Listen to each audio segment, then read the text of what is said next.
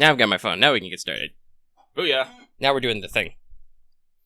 We are Now we're once doing again pre-fired. The place stuff. And a login bonus. Nice. Man, that's a lot of... Alright, calm down. There's some weird background noise and stuff there, but whatever. Pop filter in place. Microphone. Is it on my end?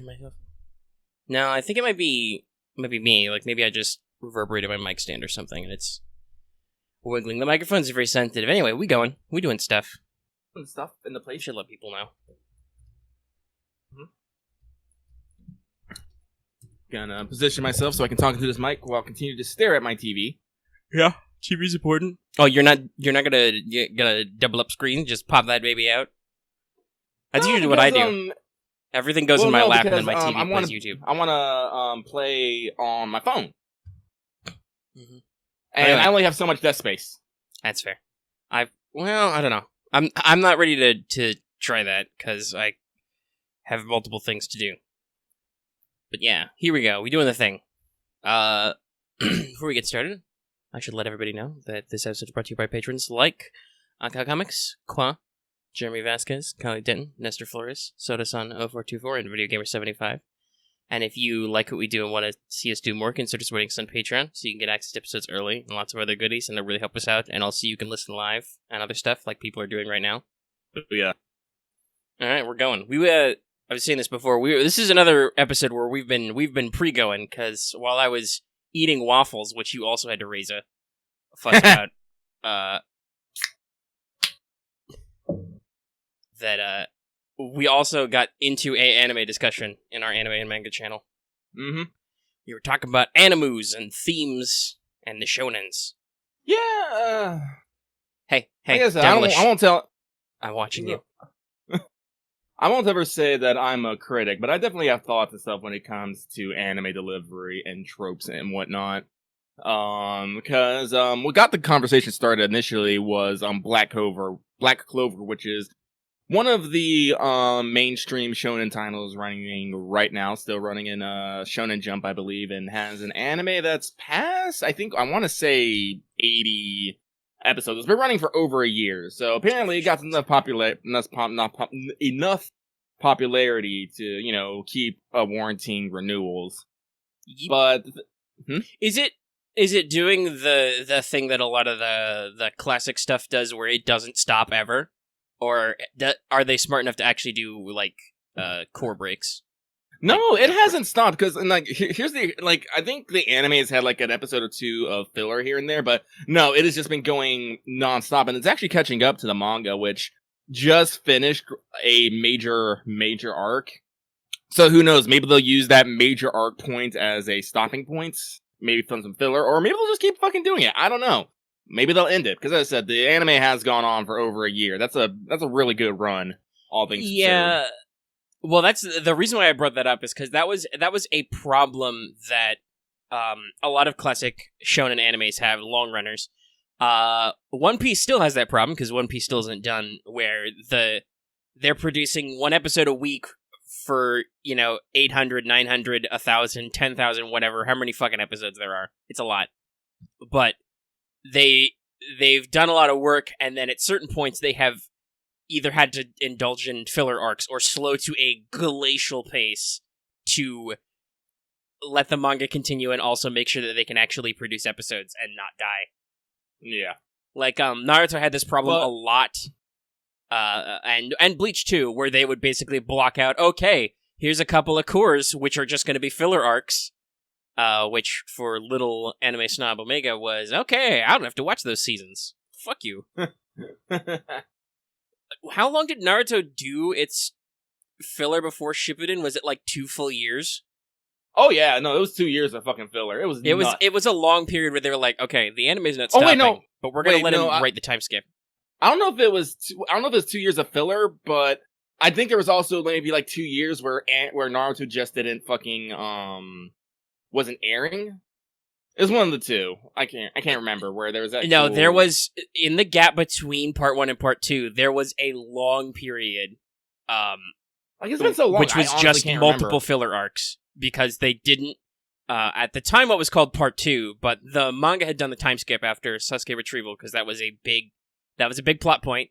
That was a big deal in the anime, and then the manga time skips, and the anime was like, okay, we're gonna do multiple anime-only arcs now and flesh out these characters and stuff, because we don't want to go to the new production yet. And then they stopped and started Shippuden, which was also plagued by a lot of really long filler arcs, but still did so I will okay. So I will say this, like, Black Clover does not have filler arcs. Like, it might, as I said, it has like a couple filler episodes here and there, but no, they're going full steam, which again is a little concerning for me. But we were talking about, like, a lot of people got turned off from Black Clover from its initial outcome for usually one of two reasons. One is because that the opening pace was super fucking slow, apparently. And which is, you know, I think it's fair because, you know, it's just starting out. Maybe the anime adaptation hasn't gone on its legs yet. The second reason is because the main character, Asta, fucking screams a fuck ton. And which a lot of people found annoying. And honestly, I can't really fault people for it because, like, as I tell people, like, I'm pretty tolerant when it comes to anime. Like, I am not an anime snob, as I make it. Like, it's one of those things of, like, okay, if it's not terrible, I can watch it. Right. Like, there are definitely some animes where I'm just like, no, I can't actually watch this. Why? Other ones, it's all like, alright, there's some things that I don't like about this, but overall, I'm having a good time. Also, make sure to watch your TV and or Switch audio there, because Nintendo will eat our entire ass. Oh, is it? I will say I am playing Three Houses right now. Is the audio actually coming through? A little bit. There was a dialogue. Did you just start a chapter or something? No, but hang on, let me turn it down a little bit here. There was a little bit of dialogue that phased in there, and I was just like, oop. That could be a problem to get an unintentional content ID. Like, Nintendo, stop! We're not Nintendo partners or whatever, but yeah. So that kind of discussion, and I should note also, by the way, when I said that, well, I was a little bit snobbier when I was younger, just because I don't know, that's the thing you do. You have to build hierarchy of nerds. Now I'm also mostly like I'm just like, is this awful? No, because like if I was an anime snob, I would just be like, yes, Evangelion, it's so deep. Oh. This despair is exquisite. Meanwhile, in real life, I'm just like, God, no. Evangelion just sucks for me as a watcher, because it sucks the life out of you. It's almost like Anno was really depressed and not on his medication when he wrote it, and it's just a deep look at the dark, long night of his soul. And I don't need that in my life. Thanks, guys. Bye. Bye. And I can say that I watched a lot of Evangelion before I was just like, this really isn't that entertaining to me, and I'm not getting anything out of it. Well, that's a different discussion, maybe. Yeah. But I will definitely say that the whole of our conversation basically just centered around shonen anime and its tropes. Mm-hmm. Like, basically, like, the need for exposition. Fight exposition. Because there is... I'm sorry, what'd you just say there, Omega? I said fight exposition. That's a very shonen thing where it's like you need an announcer because you have to explain to the audience what's going on, but you're in the middle of an action scene. Like, exposition basically is a way to explain things that should be known already to people who may not know.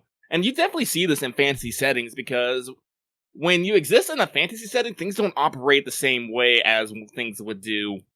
Right, in the normal world. This is actually why you usually get what we call self-insert or blank slate characters.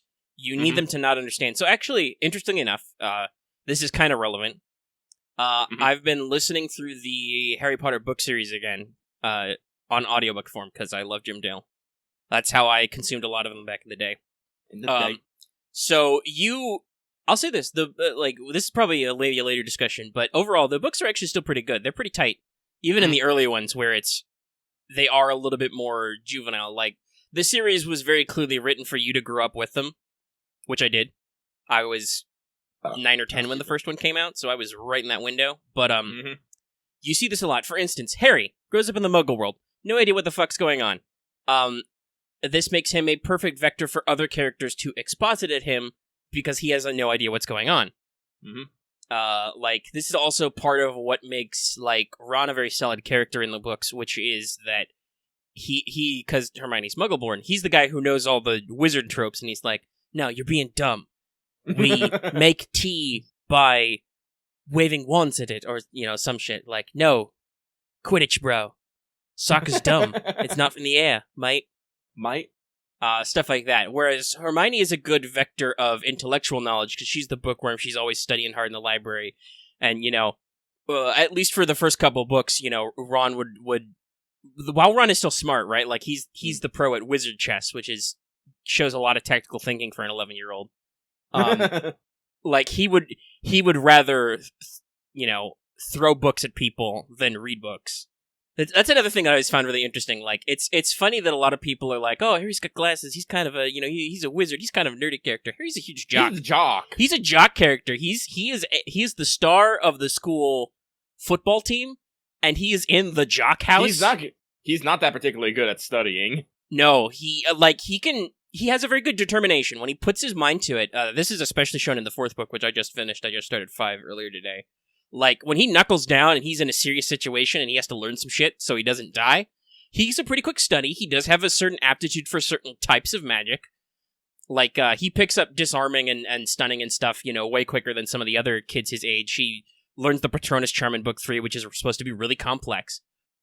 But he's not really a reader, right? Like, he doesn't go out of his free time to study. If something's interesting to him, he can pick it up, but otherwise, you don't fucking know. Like, it takes him forever to learn summoning. That's like a whole chapter in the book is like, well, I really need to be able to summon my broom to do the thing. Man, sure sucks that I don't know how to do this. He gets it eventually, but it's like literally on the last day. There are, like I said, there are different ways expedition happens, because this is, again, the whole show versus tell. Mm-hmm. But, like, there's a thing, like, this is actually one of the points I brought up. Depending on your targeted audience, you might not be able to show quite as well as you could tell. Like, speaking with Black Clover experiment, it's like as like no matter your age at watching it, at the end of the day, Black Clover is a shonen anime or manga, meaning it is basically initially marketed towards young boys. Right, that's shonen literally means young man, and it's I think the demographic is usually considered the like 7 to 12 range. Yeah. So whenever you're telling your story, you have to make sure that 7 to 12-year-olds can get it. Right. Now, that doesn't mean there's not extra demographic appeal. That happens with lots of stuff. That happens with Western stuff, too. Like all those nerds who watched My Little Pony. Despite the fact that show is I'm literally I know. I am literally wearing a My Little Pony shirt right now. That's fair. That's exactly. That's periphery demographic. Despite the fact that show is definitely marketed to small girls. Not in a bad way or anything. That's just they know what they were designing, and it's a credit to shows that can actually help build the demographic. Like this is an important thing with children's movies, right, or with so-called family movies. Mm-hmm. The sign of a really good family movie is that there's jokes that kids won't get at all, right? Like there's a little something for just the adults to get. Yeah. So it's good to build that cross demographic appeal. Another example that's Western is Avatar. In the original Last Airbender, that was... you can especially see it in the first season. That is very much your traditional Nickelodeon... Oh, this is aimed at, I think they were mostly rated like a Y7, that same demographic, like 7 to 12-year-olds. Not necessarily boy stories or girl stories, but, younger kids. And then they realized, oh, shit, like, teenagers and young adults are watching this too. We've really hit something there. And then you'll notice that the stories start to mature as they realize more and more of their they realize that you can actually show quite a lot to little kids. Like, if you've ever compared anime produced for the same age brands in Japan to how it ends up censored in America, like, you can definitely approach little kids at topics way harsher than you think you can. Like, we ended up talking about Naruto eventually, and I'm remembering some of the classic censorships to put that on, like, Toonami or whatever. Like, primetime TV in the US was like, oh shit, we have to black and white everything, we have to, like, edit around stabbing and self-harm and stuff, and too much blood. No, that's just there in the Japanese version. That's why I think Adult Swim was such a fucking boon to... Yeah, Adult Swim, and especially if your show was getting... It felt like if your show was getting approved on Adult Swim, that meant you were getting at least a more true to heart dub. Like, I'm not gonna lie, Adult Swim had some weird shows, but it was a gateway for a lot of fucking people. Trigun, Like, Cowboy Bebop, Fully Cooley. Full Metal. Yep. Also, a point I wanted to make. Naruto was on Toonami, and like primetime, Bleach was on Adult Swim, and you could see the differences because in Bleach they got to swear and stuff. Mm-hmm. Like these shows were fundamentally made for the same demographics. They were considered two pillars of the same community, and they were handled very differently. And God help the original One Piece, which was for kids, which was on Saturday mornings, and was really badly. I believe the common term for this is massacred after. I don't remember his actual name, but it's the name of a famous localizer who took the approach of brutally censoring and restitching together Eastern stuff to make it palatable for the younger audience in the West. As opposed what to... What was weird about censoring, especially for kids, is they would censor things that really didn't need to be censored, like food. Oh yeah, no, that was the thing, like, yeah. It's like it was aggressive localizing. It's the Pokemon problem. Look at these jelly donuts. Look at these popcorn balls. They're rice balls, kids. But yeah, so that's the kind of like dumb level localization. But once again, all of those shows same demographic in Japan. Yeah.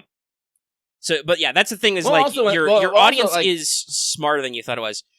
Not originally. Voltron was a pretty big like rework, but I think technically the space one was a separate series. They did that as like a Voltron 3 or whatever. There's a good history of Voltron somewhere, but yes, that's also another thing.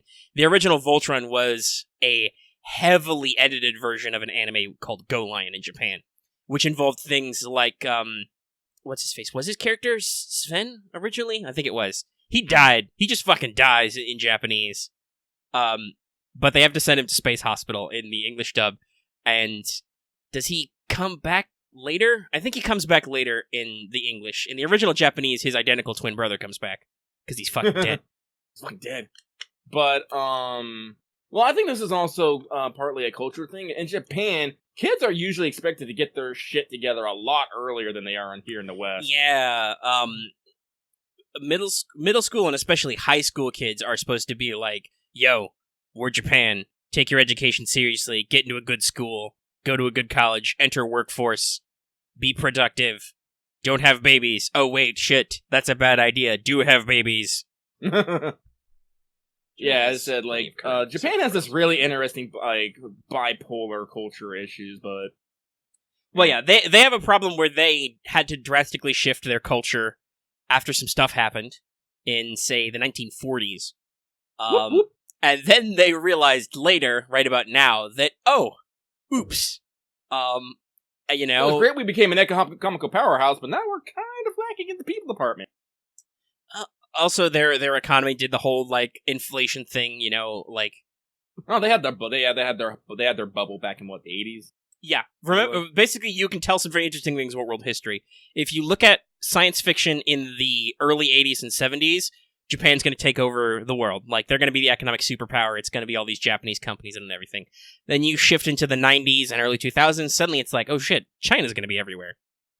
So yeah, it's a whole thing where, like, they have a lot of different, like you said, social pressures. That's actually an interesting thing that came up, completely unrelated, but to talk about video games for a hot second, we'll get there, don't worry.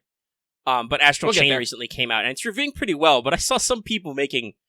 All the outlets you would expect making unfortunate dumb comments about how, God, it's really weird to play police officers as heroes or something, which is one of those things where you want to just reach over and smack them on the back of the head and be like, hey, dumbass, think about what you're saying for a second. First of all, this game is super Japanese, so, like, they don't have that problem there. Or if they do, they handle it a different way. I mean, but also, like, not everything has to be a pitch-perfect, on-point social commentary about literally everything. Like, mix and match your stuff. You really can't give a subject the gravitas it needs if you have to handle all subjects all the time. But anyway, that's a different conversation. But yeah, so that does bring into kind of those cultural contrasts and stuff, because, well, like I said, we got started talking about Naruto, and one person was like, oh, it was kind of bullshit that Naruto was anime Jesus, was Ninja Jesus, because he was the reincarnation of the previous Ninja Jesus. And I'm like, no, that's on point. That's the whole theme. The whole theme is reincarnation, cycles, generational storytelling. which is a big deal in a lot of Eastern philosophies because, you know, Buddhism and Hindu are explicitly reincarnation, and Shinto doesn't really have a good way to handle what happens when you die. Like, most of Japan's funerary rites, from my understanding, are Buddhist. Yeah, Shinto is more about worshipping gods and less about... Yeah, Shinto is about how you act while you're alive, right? It's about ritual purity and, like, a certain awe to nature and respect to natural forces kind of thing. Really big on the spiritual purity. Gods, yo. Yeah. And while they do have a very foundational myth about the underworld, it doesn't really, you know, do anything about it. It basically boils down to Izanami's very mad, and she's like, I'm gonna kill 500 humans a day, and then Izanagi's like, well, then I'll have to create 1,000, so it'll work out. Hey, that's it. And the underworld sucks, and he blocks it up with a rock. So yeah, most of their handling of what happens after you die is syncretic with Buddhism, which, like I said, is a reincarnation-based. So this is, I think, like, a lot of people like to be cool and be like, oh, we're you know, atheists, we wear top hats, we're free from all that pseudo, you know, Christian fourth mythology. You're not. You're really not. Like, people don't think about this hard enough, but they really, like, the Christianization fucked up a lot of mythologies in Europe, and it shows and it carries over. Think about all the movies you've seen where Hades is a bad guy because he lives in the underworld where dead people go. I blame Disney for that. I mean, partially, they did a lot of unfortunate Christianization of myths, but it's still the same concept. You see it lots of other places. Like, it's just, we assume that the audience can't understand the idea that the dead people place is okay. It's, or at least the one that's under the ground. That's bad. That's where bad people go. Never mind the actual Greek underworld. Yes, it is underground because that's where you put dead people. You bury them in the ground, dumbass. Well, this is like when we get into contrast between, like, different beliefs, because, like, definitely in Christian, it's like, you go underground, that's hell, that's bad, yo. But, you know, in the Greco-Romans, when you die, everyone goes to the same place, and you're just sorted out when you get there. Right. Like, that's the thing, is there are okay and even nice portions of the underworld, of the realm of Hades. Then there's really, really shitty portions. But, like, there's also okay places. It's like any old neighborhood. Like, you really want to get the condo up in Elysium, wasn't it? But, yeah, Elysium was like an underground archipelago where all the heroes went. And then there was the... I forget the name. It's the something Fields. I want to say the Elysian Fields, but... I think those two got conflated, but they're... Let me see. There are meadows, which are just really boring. And then there's, like, if Hades doesn't like you, he gives you an ironic punishment. Let's see here. The Elysian Fields, also called Elysium, is the final resting place of the souls of the heroes and virtuous and Greek mythology and religion. But yeah, so there are separate zones. Yeah, they're separate zones. But I'm trying to figure out what are they all called. That's right, Asphodel. The Asphodel Meadows are the dull ones. They're just there if you were okay. You get to stand in a field for the rest of your eternity. I mean, there are worse things in life or death. There are. Like if Hades took a personal interest, then there's some bad news. Or you get chucked in Tartarus, which is dark and pit-like. It's bad news. With the Titans. It's bad news bears. But yeah, so like that's a thing that you kind of see that come out a lot is like. So then you have issues where lots of people are like I know lots of Western fans of Naruto are like, dude, you should fucking kill Sasuke. He did a lot of bad, fucked up shit, and I'm just like. No, you fools! That doesn't break the cycle. That's the whole point. If he kills him, he just starts the cycle of revenge all over again. Because it's literal metaphysical reincarnation. Killing Sasuke does nothing. The bad juju that is in Sasuke will just find a new kid who doesn't even have to be fucking related to him, and it'll make a new bad juju situation. If you break the cycle, Greek Underworld has five fucking rivers. That's a lot of rivers. A lot of fucking rivers. They all suck too. They're all bad. There's one river that's fire, Styx. Yeah, there's a river of darkness, there's a river of fire, there's a river of forgetting your shit. I think there's a river that's cold. They all suck. That's Cocutus. Yeah, they all suck. God damn it, Underworld. Why are you so gray? Sorry, go on. You're really not supposed to get out. It's supposed to be a pain in the ass to get in and out.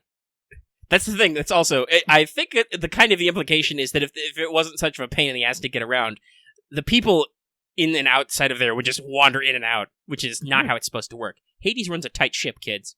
He's not like his brothers. He's not fucking around. He's got shit to do. He's a but yeah, like the whole point of Naruto is that it's this culmination of a huge generational story, right? Like, yeah, this cycle of conflict has been going on for like forever, and only at the end does Naruto do what is a very Japanese thing, and he's like, "No, I know it would be easier, and everybody wants me to just kill him, but I'm gonna use my determination and hard work to not scrap my bonds, which were super important to me." That was the big lesson I learned, is that bonds are more important than birthright, even though I'm literally Ninja Jesus, and my dad was super cool. I will say, though, that he did have to walk a path to become Ninja Jesus. Oh yeah, no, he had to walk a whole thing, but that's a very Japanese thing. Like, raw talent is important, but it's not as important as the determination to put in the hard work. You see this a lot. You're like, wow, it seems like lots of characters are inherently gifted. Why do they spend so much time training? Because that's the point, right? It's not enough to just be like, it's kind of like interesting enough, the biblical parable of the talents. It's not enough that the man, if I remember rightly, it's basically a landowner gives 3 of his servants money. One of them wastes it. One of them buries it under a tree, and one of them goes and invests it, basically. So the guy who wasted it all gambling or whatever was obviously bad. But so was the guy who buried it. He didn't do anything worthwhile with the gift he was given. He secured it for his master, but he didn't do anything important with it. The third guy was the one who was truly virtuous because he took the gift that he was given and he returned it with interest, basically. Yep. So that's also, interestingly enough, a lot about how you see in a lot of Japanese storytelling. Like, main characters like Ichigo, like Naruto, you think they're normal, but they have some kind of secret twist that is like, oh, you were super special all along, but it was a big hidden legacy kind of thing.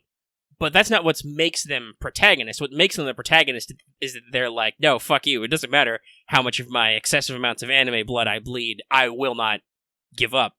And that gives them the determination, which is a super important thing to the Japanese, to continue on. It's why in the West, a lot of people are like, oh man, that's bullshit that they pull up that power-up at the last minute. No, to the Japanese, they're like, no, that's the point. The point is that when he's at his limit, he finds that extra 10%. Whereas especially in the modern US, I think you get a lot more people we've focused a lot more on that critical thinking aspect and like, you know, being a strong independent person who doesn't think like others. Yeah, there's some, listen, I went to college. I got some commentary for you. But we take it and we're like, you can't actually go 110%. You only have 100%. That's how math works, dummy. Like they're basically, we have a lot of people in the Western society, especially the US, take that as a challenge to like, whoa, you said something dumb and illogical. That won't fly. That's not allowed. You're trying to bamboozle me. I won't be bamboozled. But in that, we kind of lost some of it's the point is that you're not as done as you think you are. Like, and I think a really good example that does this kind of storytelling without falling into a lot of the pitfalls of classic shonen, which unfortunately got very archetypal after Dragon Ball Z, is actually My Hero. That show's really good, Gesundheit, at taking your shonen expectations, but also being like, but no, really, like, you thought they would settle their rivalry right away, just after some punches. No, like, they gotta work through some shit, but it's a start, right? Yeah. Or like, oh, you thought Vegeta because he got gifted the special superpower, he would be perfect. No, he's gotta fucking work his ass off still. But he does get better over time, and he actually improves. So it's like, and also there is the aspect that, especially to other characters, a lot of characters look at Deku and are like, wow, he's super fucking strong, whereas Deku's like, oh man, I suck at this. Like, it plays with your perceptions, because to the audience, you get to see both sides. On the one hand, you're like, holy shit, dude, you punched that fucking robot out. But also, dude, your fucking legs, nerd. What's wrong with you? But you get to kind of see both sides of that because Deku beats himself up a lot about not being able to use his quirk right a lot. But lots of other people, including Bakugo, are like, dude, you're fucking strong. Like, if you wanted, you could kick my ass. Which Bakugo doesn't take well because of his whole deep-seated psychological complexes, but we're not here to analyze MHA right now. Or are we? Well, actually, I mean, kind of. It's a major shonen, which new season should be appearing soon. But you see, here's the thing. Bakugo, I think, kind of does understand that Deku could potentially kick his ass. Which right, that's his whole conflict, is he's thought Bakugo had two groups of people in his life. People who could kick his ass, and people who can't possibly kick his ass. There are very few people in that first group. Mm-hmm. It's probably just like his mama and All Might, and that's it. And then everybody else, I could kick your ass. And Bakugo thinks to himself a little bit, I could kick All Might's ass if I tried. Because that's just how people treated him, right? Like, everybody was like, oh, you're amazing, Bakugo, you can do whatever you want because your quirk's so cool. Even though his quirk is kind of bullshit. Like, it's only good for fucking shit up. Yeah. That's another really good thing about My Hero, is that powers and personalities don't universally line up. Sometimes good people have bad powers, and bad people have good people powers, which I love. But yeah, Bakugo's whole character arc is, or at least his relationship with Deku, is he goes, oh shit, I've always thought Deku was in the couldn't kick my ass category. Now suddenly I have to accept intellectually, because I'm not a dumbass, that he could kick my ass, and that really rustles his jimmies so much. He is really nettled, and that drives a lot of him being a gaping asshole for the first couple arcs, the first few seasons of the show. He's like, I don't understand you, what the fuck is wrong with you, like, how can you be so strong? And then over time, Bakugo realizes stuff about him, which is like, okay, so you had help, you're still really strong, but you're not perfect. Bakugo and we get into a fight, being and a I toxic can give you asshole to a regular asshole. Yeah. Which I think is fair. Yeah. Well, and also, that's the thing I talked about, like, character development doesn't happen overnight. That's something some people have talked about with shonen stuff. Like, we got into a little brief sidetrack about romance, how in a lot of these stories, and it could be because of the demographics, or it could just be because the writers aren't thinking about it. Because romance and, like, romantic comedy is a very strong anime and manga genre. It's just not usually the same one as your shonen action animes. Right? Like, those are usually thought of as shoujo, is like the romantic comedy, like really focusing on your emotional relationship shit. And for those who don't know, shoujo is the young girl genre. So it's kind of crazy that like some like fucking shoujo mangas and stuff aren't really considered like shoujo to begin with. Like fucking take like Inuyasha. It's like that was actually marketed towards young girls, but because it had like kick-ass battle scenes, a lot of guys were all like, "It's like I'm on board with this."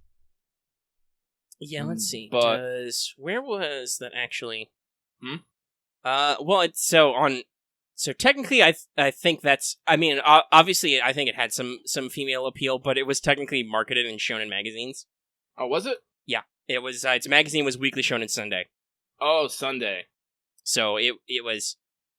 That said, you're right in that did have a lot of shoujo tropes, right? Like strong female heroines, a lot of relationship drama.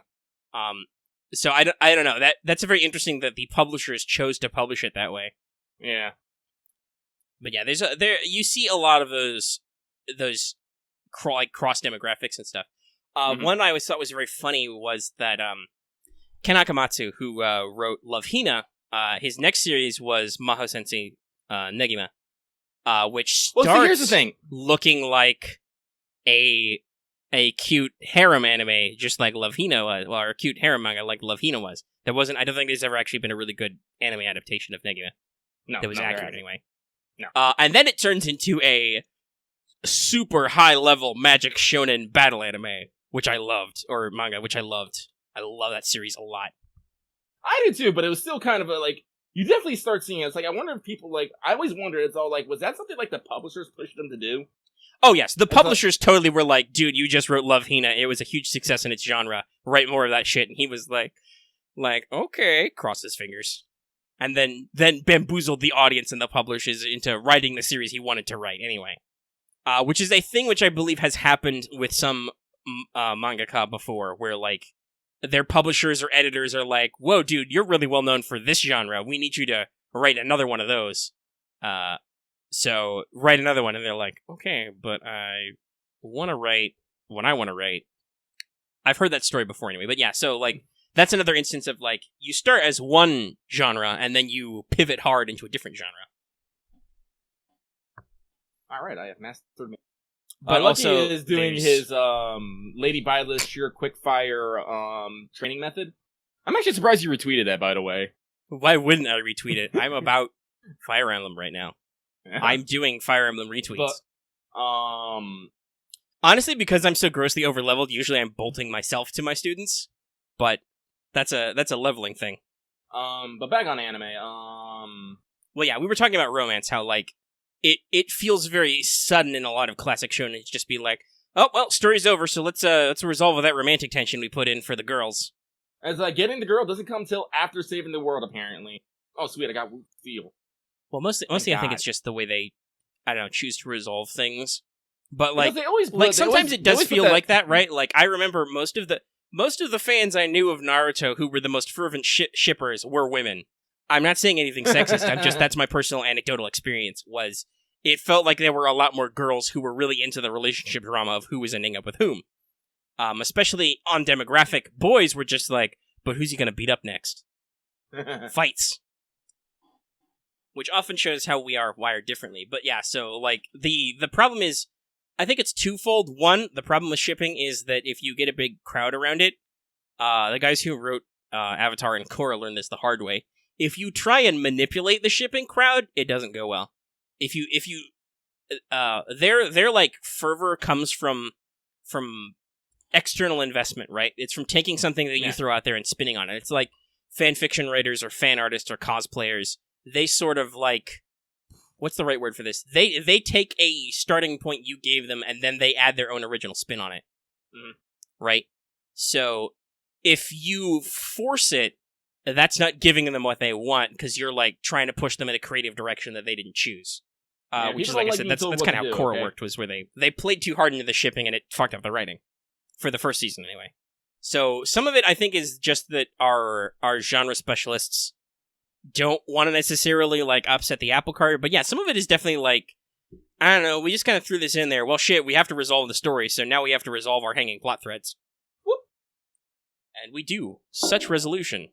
Much resolved. Oh, that's why. That was an authentic sleepy boy. But, yeah, it's definitely a major shonen trope. Like, they always have, like, the romantic tension that just hovers just outside the main plot that they bring in for usually comedic effect. And it's like, you see this in Bleach with, like, Orihime and a little bit of Rukia. Definitely see it in Naruto with Hinata. Played around with Sakura a little bit. Yeah. I can definitely tell you see it in fucking... It's something that's a lot more prevalent in fucking Black Clover. Your boy Asta got the stealth harem going on and he doesn't even know it. That's the thing that I was actually thinking about it. Like, I don't like about the shonen trope is most often it's the girls that are having like these feelings and the MC isn't oblivious to it. Because the MC will usually have feelings and just be all up in arms about it. Usually to the distress of whatever their love interest is. Yeah. Like, and honestly, I mean, depending on your genre, that kind of makes sense. Like, this is another thing talking about Harry Potter. Like, there is this. It gets more teen drama-y as they get older, which makes sense. But there's a little bit of it in like book 4 when they have the fucking wizard prom. Wizard prom, Cho-Chang. And Harry and Ron completely suck at it because they're 14-year-old boys who play chess and sports and start fights and shit.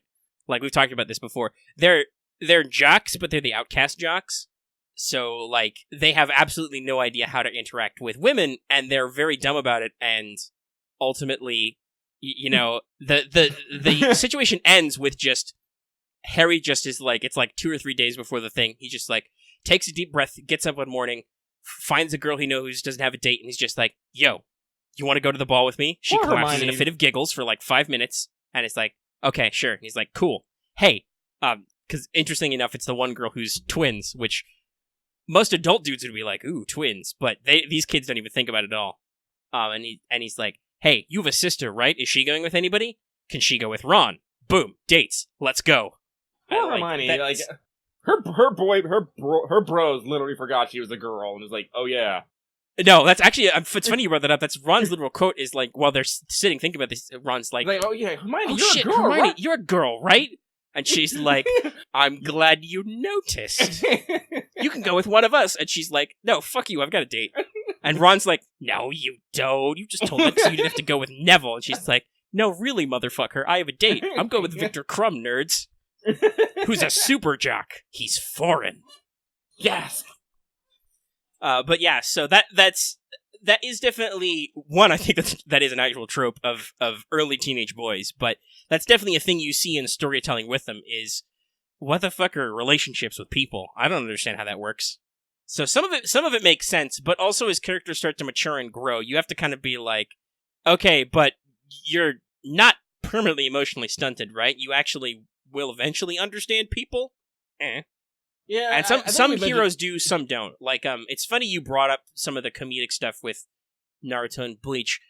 Romantic feelings were also used heavily for drama at certain points in those series. They were capitalized on to be like, oh shit, big reveal, like big emotional moment, which didn't necessarily go anywhere yet. Specifically with Bleach, when I can't pronounce his fucking name, but Yulikuria, I can't think of it, comes to take fucking Orihime. You know, he lays all those conditions, and she goes to see. Right, she can see one person for like 1 hour, and she gives this big emotional speech about how much she really, like, it's not just a schoolgirl crush. She really does, in a genuine sense, love Ichigo, and like has to leave, and it's like, oh shit, that's like, goddamn, that's a real big emotional moment. Also, like we pivot to Naruto. Hinata at the Leaf Village when she got up to fight, and nearly almost died. It's like this is she a might girl have died who a little bit. Lots of people died a little bit in that arc. But no, it's her getting the shit kicked out of her because she's like, no, Naruto, I will not leave you. I will be the Naruto to you, Naruto. And he's like, oh, no, don't do that, Hinata. I'm a dumbass. But when she gets completely Shrek'd, that's when he freaks out, and I think that's 8 Tails. Like, he completely flips his shit and wrecks shop. The last time he went that hog-wild crazy was, I think, when he sees...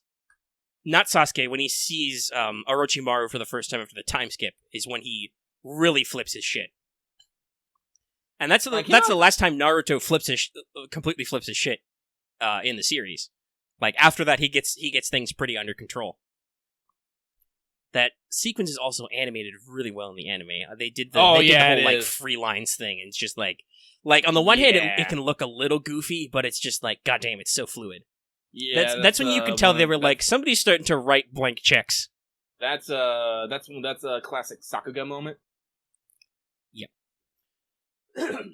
But yeah, so they use those big drama bomb points, but then they don't usually resolve it after that. We usually leave it hanging so we can do more drama or more gags. Yeah. Like, it doesn't really get resolved. Like, literally talking about Naruto, the author consulted on, and I think he wrote the script, but he allowed the Naruto The Last movie to be written so he could have an extra 2 hours to kind of explain how their relationship actually became a thing.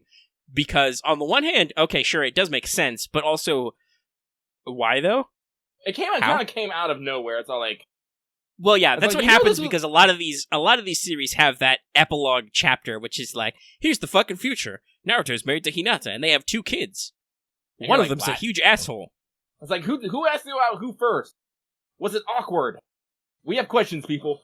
We know they banged at least twice. And then you get the awkward questions about, okay, but Naruto uses shadow clones to spend time with his family while he's at work. Does he also do this in the bedroom? According to Dojins, yes. But yeah, no, there are a lot of these classic, like, epilogue moments which are like, okay, we're going to show you the future of these characters so you see where their character arcs go. You get the payoff. But also that means we have to explain some shit.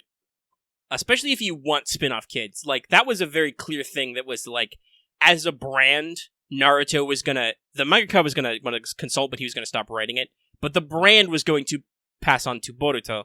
So, like, there was a very obvious... Hey, we're pitching a sequel series, BT dubs. which I should probably follow at some point. I hear the animation in some of the episodes is super good, so I don't know. But Oh yeah, I've heard of it. I've heard it. I don't know. Maybe I'll wait till it's done, like I did with Naruto. Because I stopped for a long time, and then I was like, okay, the anime is actually finishing. I'm gonna literally watch all the plot relevant points anyway of Naruto from start to finish. And yes, that means I got to skip a lot of filler, but it was a pretty good ride when it's all paced out correctly. I can't imagine watching this show week to week, though. Goddamn. There was like half a year of BS filler. Man. Oh, man, this was back the day before actual streaming, too. Oh, So yeah. When you had to get your fucking torrent fan subs every day, every weekend. Yeah. Yep. You have to wait for them to come out. Woo! And welcome this to is where I Wild West learned of the internet. a lot of tropes of fan subbing, which, honestly, some things are good. Like, fan subbers always subbed the lyrics in the OP, which almost never happens with official subs. Honestly, and that's why I think I can honestly say, like, I enjoy anime OPs and stuff. I don't know. Actually, I don't know what I'm talking about. OP's weird.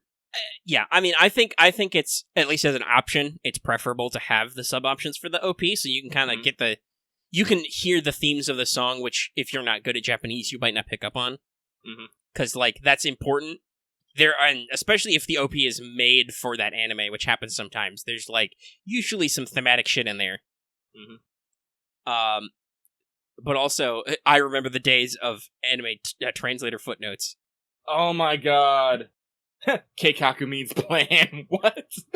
I'm pretty sure that was a gag sub, but yes, there's... That was gag, but it was still, like, it's still that It was thing, a gag thing. about how translators would, like, I remember there used to be a big internet kerfuffle on how the fuck you translate Nakama.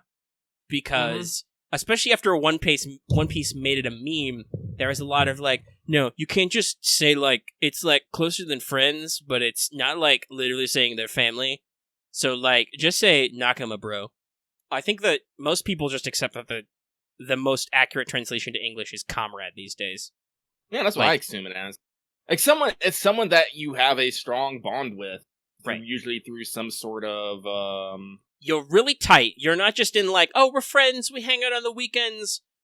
But it's also not like, we're not necessarily like, yo, we're brothers. Because that's a literal thing that's got baggage, being brothers and stuff. Shodai. So, yeah. But Comrade's good. By the way, in Courts of Stone, the new edition of L5R introduces the bond system where you PXP to build relationships between PCs and NPCs. One of them is Comrade. There's 5. I'm going to say a whole bunch of knock. There's Comrade, there's Friend, there's Family, there's Comrade, which is the friend one, there's Lover, and then there's Rival and Nemesis, which I love. You can actually invest points in building your rival relationship, and it's anime as fuck. The Nemesis one is great, too, to divert for a second. The bond ability for having a relationship with your Nemesis is you get to, at the start of a scene, you get to turn to the GM and ask them, and they have to answer honestly, is my Nemesis behind this, and how? Like, are they here? What's their involvement?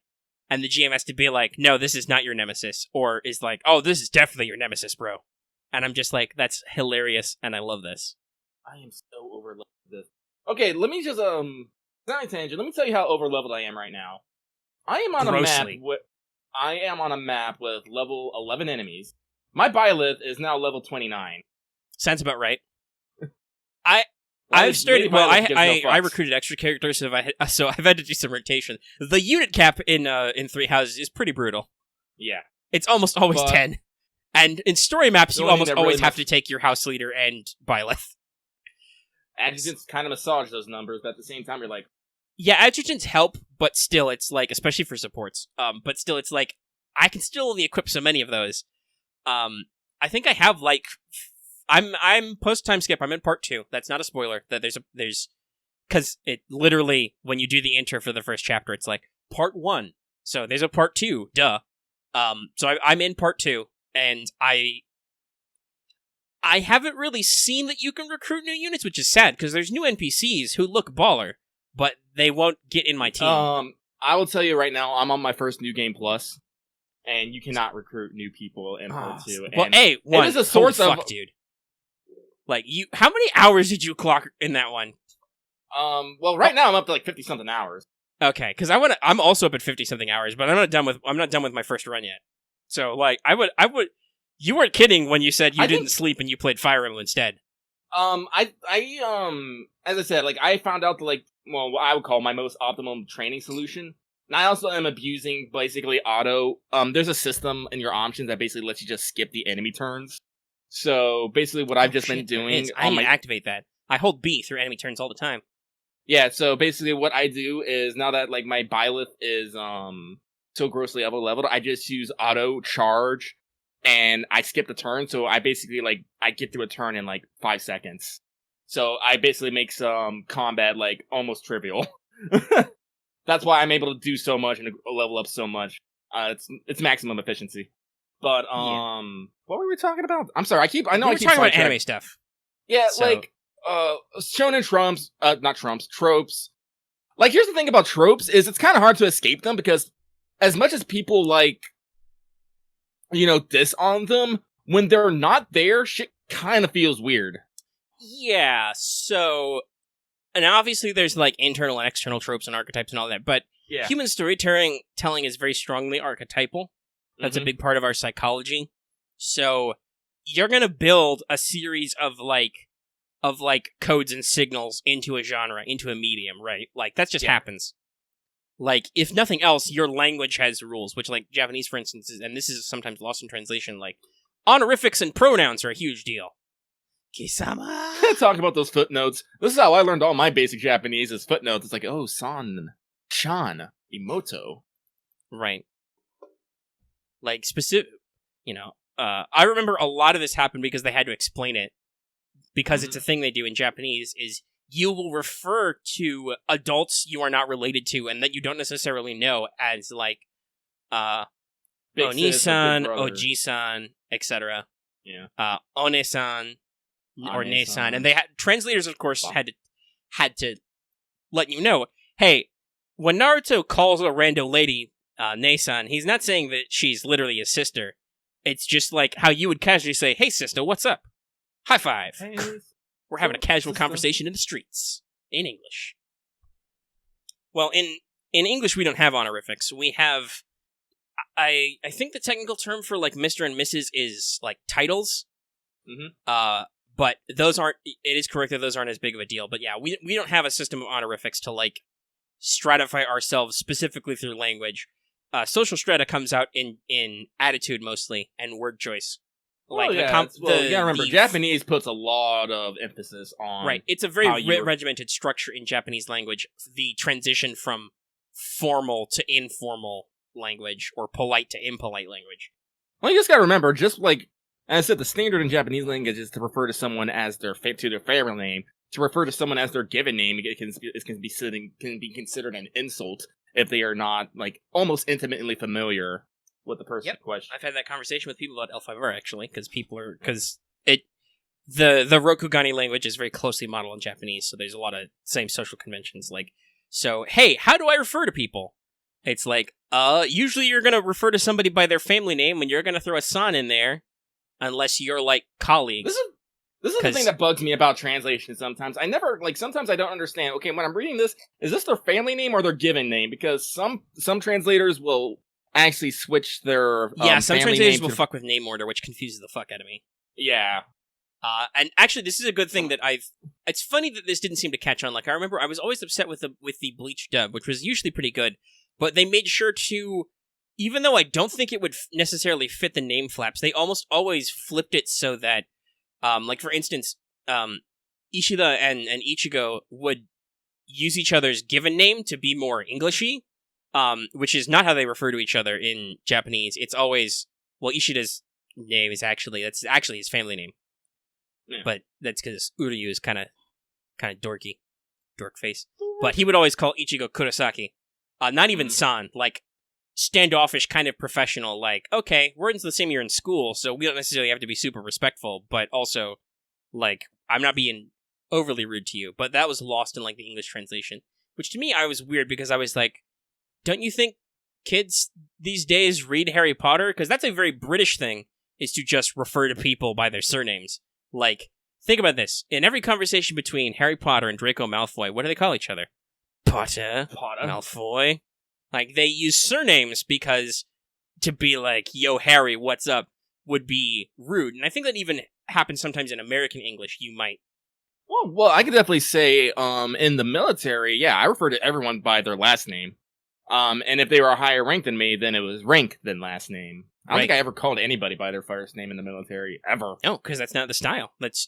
You're maintaining a certain amount of professional distance. It's disciplined.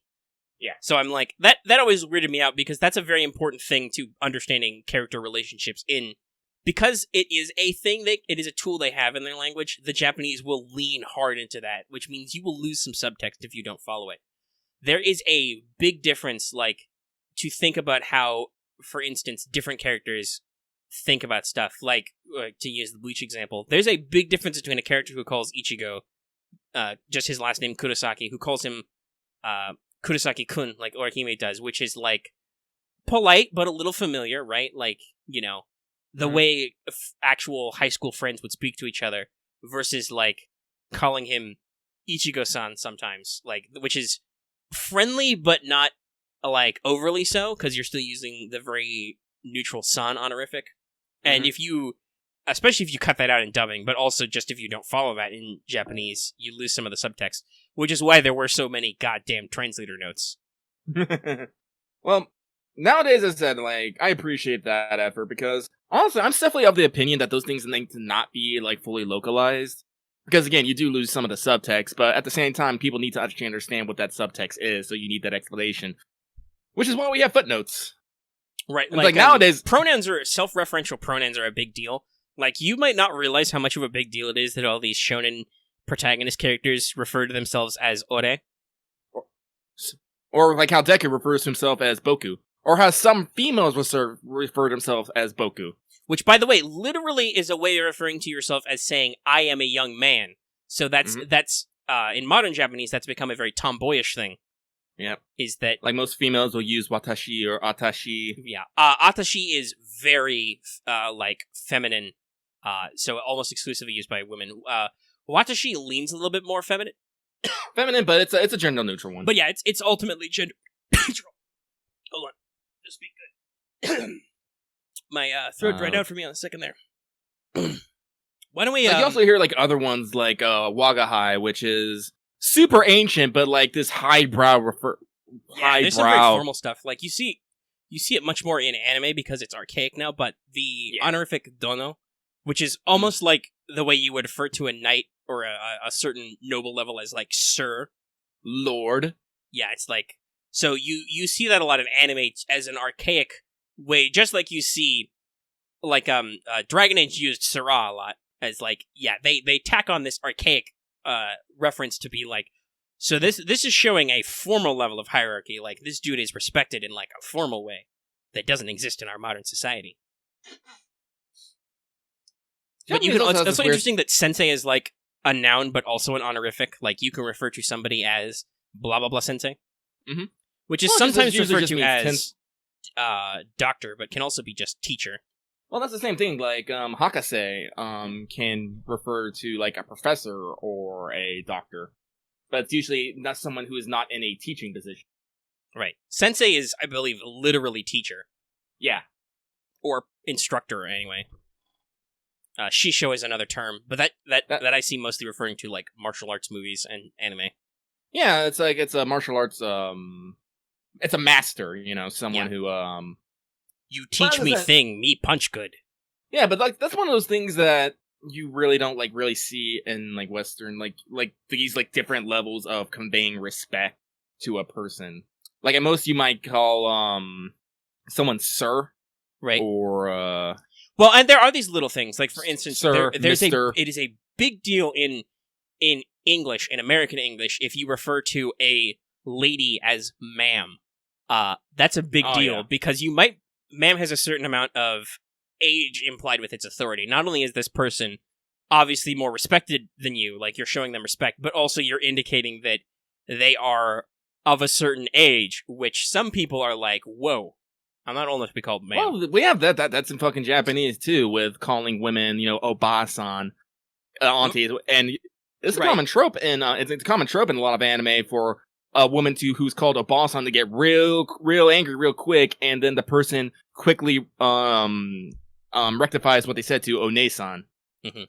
Whoa, no, okay. Well, yeah, Japan, especially with the Christmas cake ideology, has, like, a lot of baggage, which is possibly unfortunate and problematic. But anyway, we're not here to solve Japan's social problems. We're just here to comment on them. Yeah. But also, it's funny on two parts. One, because literally that's the difference between saying, like, big sis, auntie, granny. If you stress the syllable, if you extend the A in basan to ba, that's literally the switch from auntie to granny, which is funny. But also, like, you can use that kind of familial address in English, but you usually don't, right? Like, you don't usually call, like, kids might, like, a kid might call just a lady he knows auntie, because children are dumb and don't understand the world yet, so you need to put things in frames of reference they understand. But you would not necessarily call a lady you met on the street auntie. You might call a family friend who you know auntie, even if she's not literally your aunt, but that's not our common form. Like I said, that's the, like, miss or ma'am thing. Yeah. Or possibly Ms. I don't really understand what the origin of that is, but there's definitely some linguistic baggage about whether or not you use a hard Z sound in there. I think Mrs. is a woman who is married, and Ms. is a woman who is not married. Yes. And Miss is just generally hi lady. Yeah. Yeah, I think that you're right in that you're putting the emphasis on the S or Z sound to make sure you are not implying Mrs. Yeah. Which is written MRS.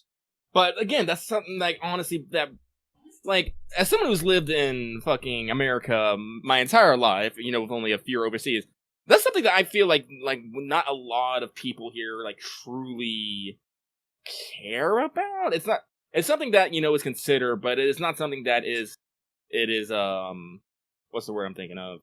Institutionalized, I would say. Right, because you get different conventions in different places. Like, in the South, for instance, there's a lot of respect paid to more formal speaking patterns.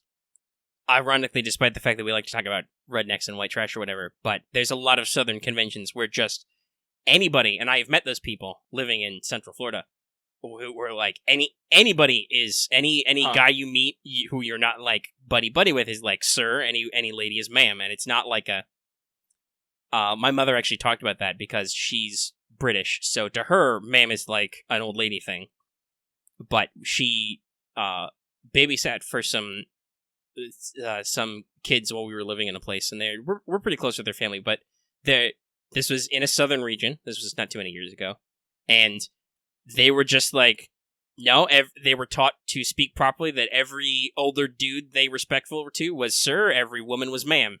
And she thought that was a little bit weird, because to her that's like calling her an old lady. There's also that other side of that gap where a person, no matter what, will just call, like, I see this a lot with like women, especially older women, will just call everyone honey or darling, and I'm like, okay.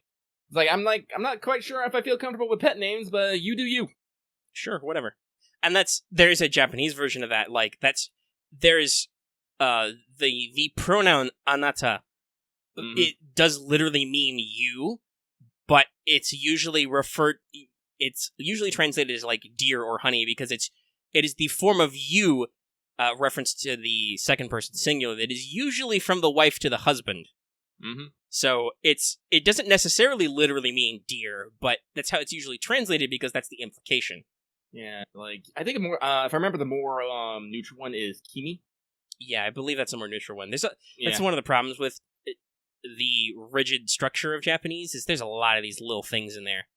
There's pronouns for self, for others.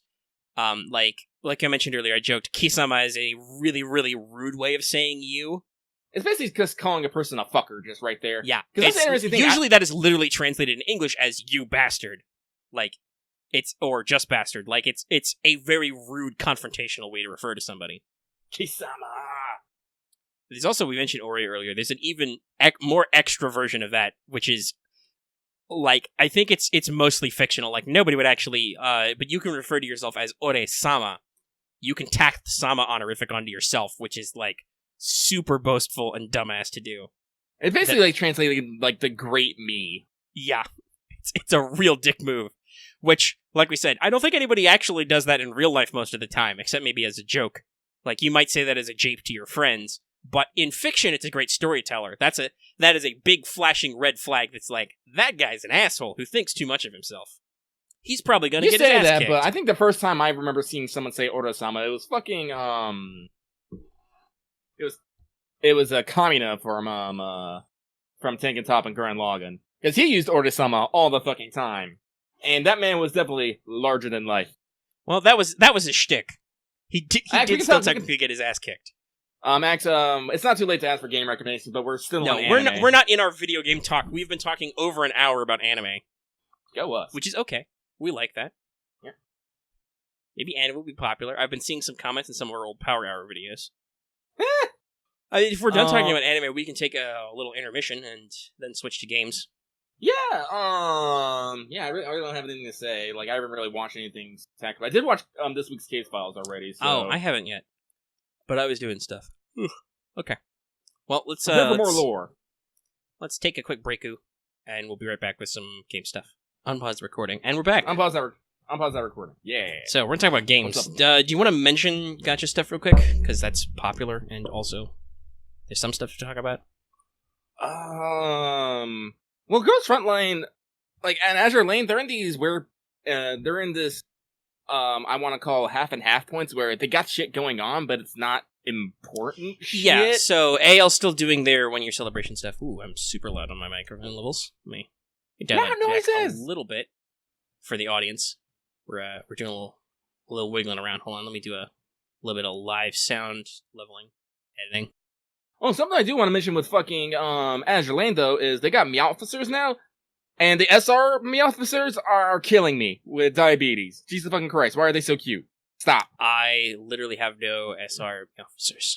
I have two. And Okay, sorry about that slight delay, audience. I had to fight my audio setup again. One Fat Panda is asking about the timer, because you got another SR Meowficer while we were talking. Yeah. Let me see. The timer was at let me pull back. Training. Timer. I'm guessing 10 hours, 5 minutes. But yeah, I don't have any of those yet. I've only gotten blue Lime? and purple boxes. I already have Lime. Rip. That's what you deserve. deserve. One of the two that I got. But yeah, so that was a new subsystem added. I think was it out by the time last time we talked? We ended up skipping a week after all, because guess what? In the 3 days between when we actually recorded an episode and then when we were scheduled to record the next one, it was like, did anything new happen to you? No? Okay. Not really, no. And we just put it off to the regular time. So I don't know if that was out. Yeah. Either way, but I don't think we talked about it last time. But Meowfficers, they're kind of cool. They're basically just like fairies in Girls Frontline. They have skills, they have abilities, just being in your group gives them something fancy. Yeah, it gives you stat bonuses which work for certain ships, and they mesh with factions. Yep. Yeah, right now, as always, I'm all in with Ironblood, so I got the Ironblood SR Meowficer Oscar, and I also have the elite ones, Potato and Grawl. Like, this is a very cat name, Potato. Yes, some of them are pretty funny. Like all the Japanese cats end in Maru, which is a pretty common naming convention. But apparently, there are. I was actually looking into this. There's actually some correlation to Meowfficers and the ships they serve, like in their skills, because apparently, the SR Meowficer Oscar is actually a reference to, Bismarck's actually commanding officer. I can't remember what it is off the top of my head, but their talent, what was it? No, it wasn't talent. It was their special ability. Where the fuck did it go? Ah, here it is. Their skill. Excuse me. Their skill, like Unsinkable Oscar, is actually a reference to Bismarck's commanding officer. So again, Azure Lane going that little extra mile to give you the deepest lore, while wrapping it up in layers of cute and or lewd. But yeah, so they're a new addition. They're in there. People are working on that. There's some new ships that are in your regular light construction. A lot of people are excited about Black Prince. People are less excited about the other one, Bach, because she's small but wears hot pants. That's usually a turn-off to people.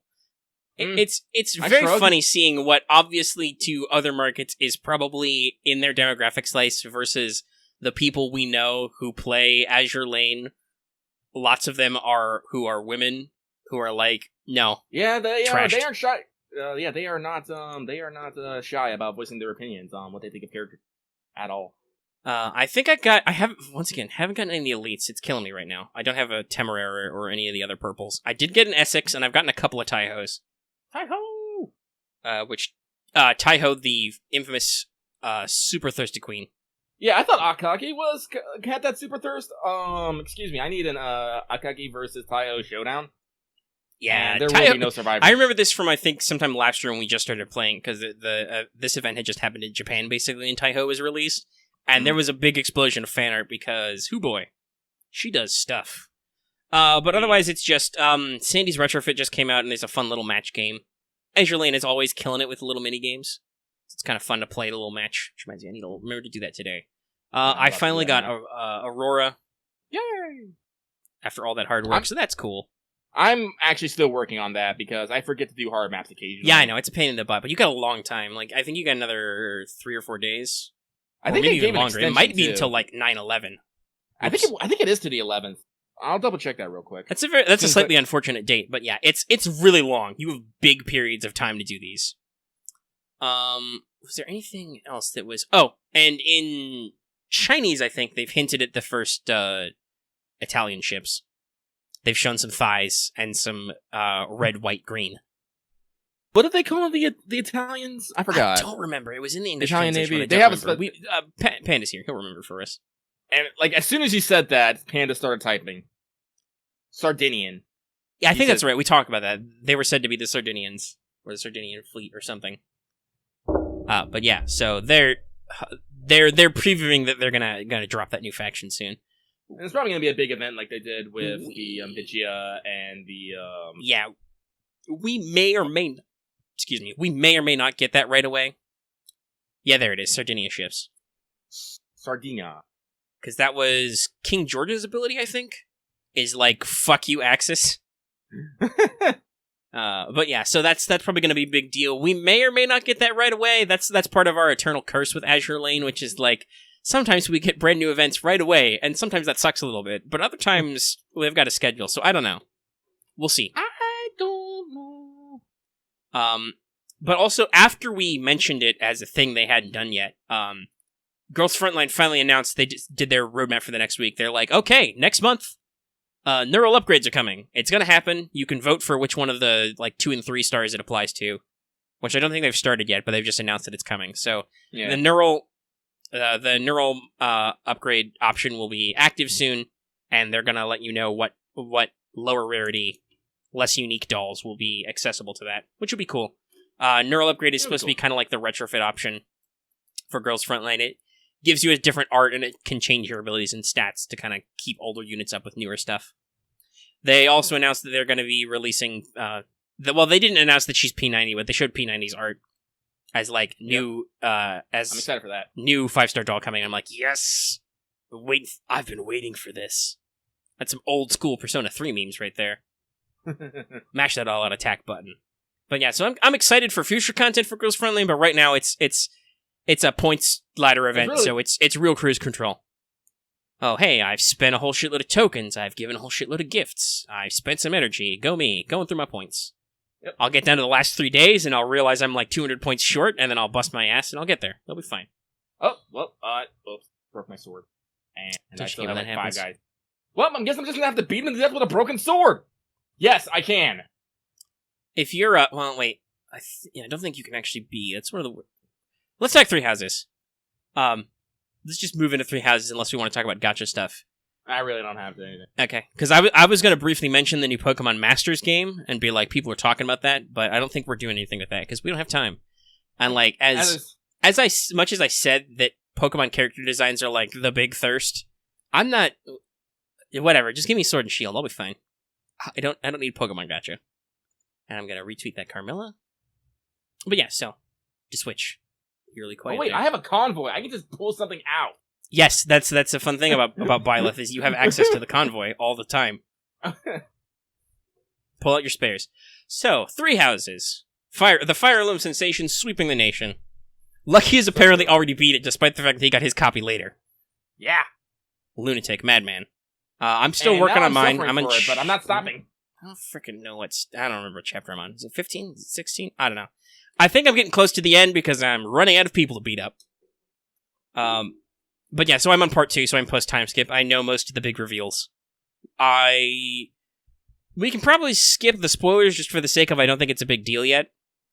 And like, I don't know. I haven't, explored all the characters yet either, and I know you assumably haven't either because you need to do like 3 or 4 runs to get all the characters. Yeah, I'll definitely say my first playthrough, I really didn't worry about like recruiting characters, but I still picked up some randomly. Because it happens. I kind of regretted it. Because here's the thing, I realized, if you recruit a person from a faction and you don't recruit like everybody, there's a good chance they'll fight each other later, and they'll have dialogue about there's some stuff that made me feel sad about some stuff. Yeah. I mean, there's some confrontations with NPCs that are pretty memorable, that work, but in other cases, I think I said this before. Did I say this yesterday on Let's Talk? So overall in writing, I like Three Houses a lot because I think it was Dallas who said this first, one of our community members. None of the characters are really wrong, right? None of them are inherently morally wrong. None of them are like all of them at some point or another probably do something bad to get their goals, but also they have good intentions most of the time. And it's really your presence, like, you're the Schrodinger's cat in this situation, where Byleth ends up and the choices you make influence the other characters into whether or not they fight each other or not. Yeah. So on the one hand, that's good. That builds really positive relationships. It doesn't ruin any other characters for later stuff. Like, is it Alright, I will officially judge because there's different names for different story arcs. It's not a spoiler to say that the church has their own arc, for instance. Oh, yeah. Which is separate from the houses. There's like 4 story splits, I think. So, hey, guess what? That means that after a certain point in the game, you can't hang out with Rhea anymore. I crammed all her supports. Which was very interesting. You can S support Rhea as a woman even, so not if you don't side with her, but like, so you have to be able to build all these characters, and you can't say universally, Rhea is a bad lady, I don't like her, because you can be on her side later. Same with all the house leaders. Well, everyone, like, as you're saying, everyone has a story. Everyone has a reason why they're acting the way they are. And if you're not on that side, you might not particularly get the chance to see it. Yeah, so I've said before, Lucky's been playing it close to the vest, but I've said openly before that I prefer Black Eagles, and I started Black Eagles. If you aren't in Edelgard's confidence, she does some shifty stuff that I don't need that's not a spoiler to say, because, first of all, some of the Fire Emblem's never been subtle. Three Houses is no exception. But there is stuff that would be kind of like, if you didn't see her side of the story, you'd be like, hey, girl, what the fuck's happening? But if you're building your supports or you're doing story stuff in her house, you're like, no, Edelgard, you're right. This is some fucked up shit happening. Because it's Fire Emblem. Fucked up shit happens.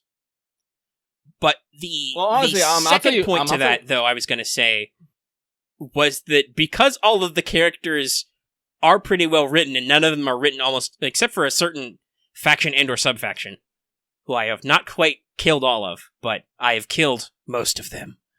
Soon. I'm mad about some stuff that's technically spoilers that I'm not going to talk about.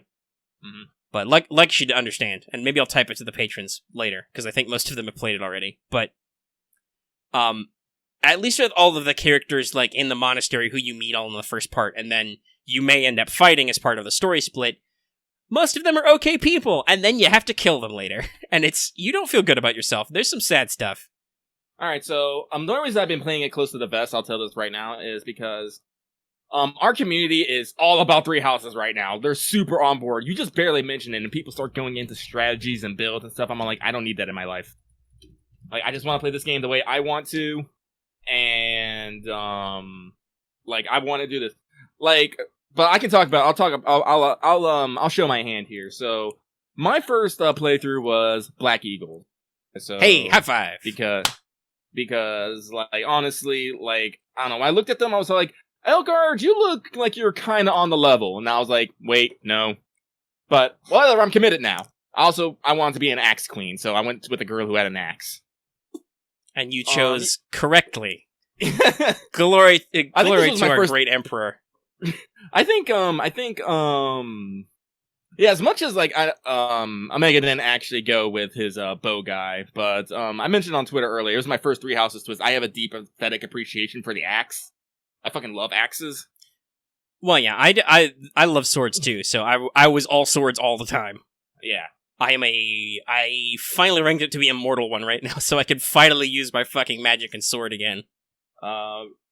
But we'll talk about mechanic stuff later. Yeah, we can talk about mechanic stuff. But yeah, so as I said, I'm playing Lady Byleth, and one of the things about Lady Byleth is as long as you can just recruit Sylvain immediately, you don't have to do shit for it. No, Sylvain is the token womanizer character, and the moment he sees your sweet stockings, he's like, "Hey, Professor, can I be in your house?"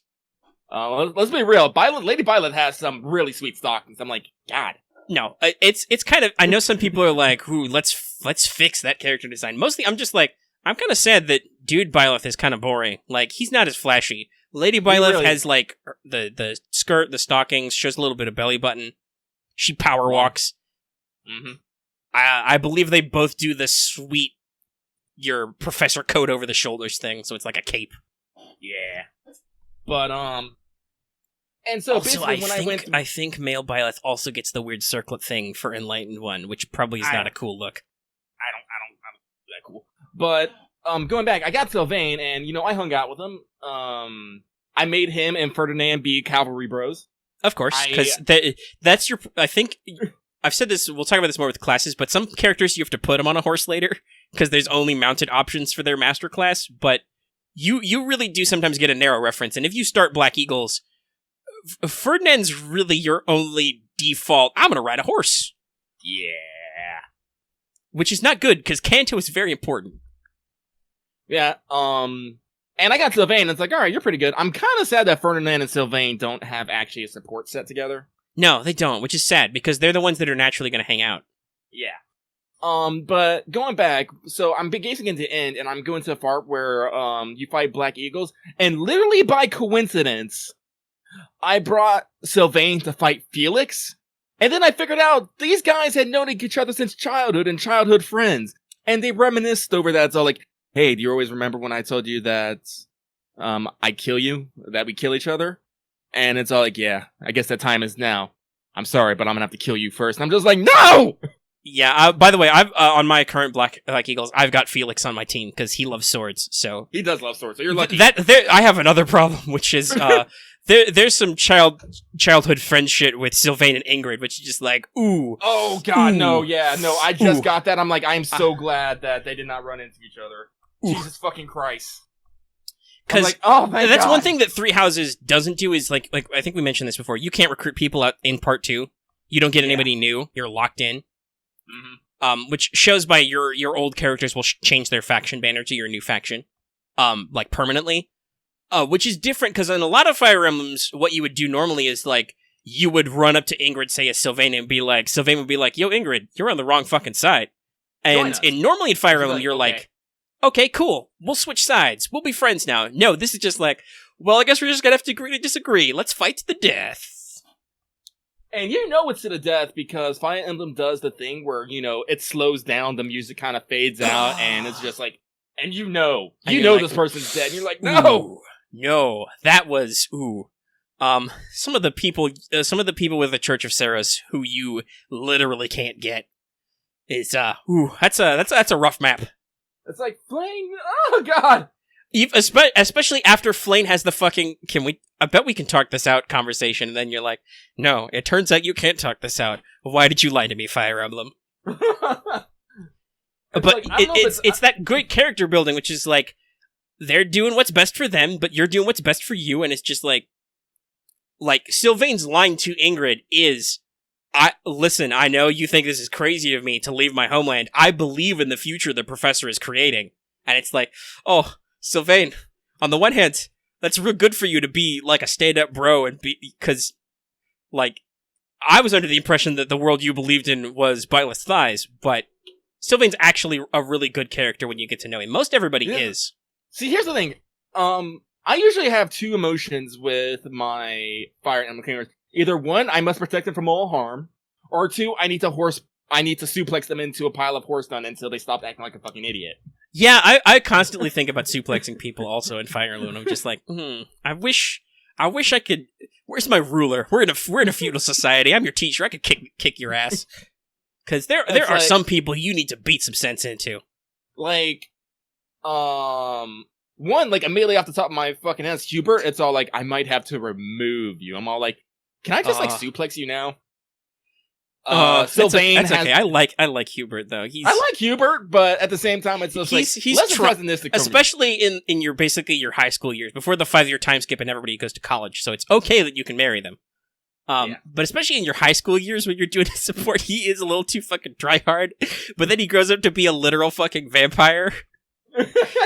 He's got the fucking ruff and everything. And you're like, Hubert, you all right? I am, in the words of my generation, I'm going to completely cuck you, though.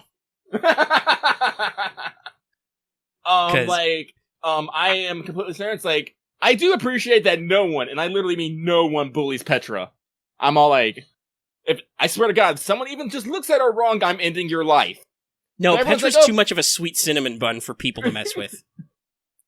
And her and Caspar have a really dynamic support story. It's I'm gonna tell you, I guess this is a spoiler, but when you end up, depending on your relationship levels, people will hook up in the end. Yeah, that's not a spoiler, that's pretty typical. It's just that this Fire Emblem is somewhat unique in that only you get an S.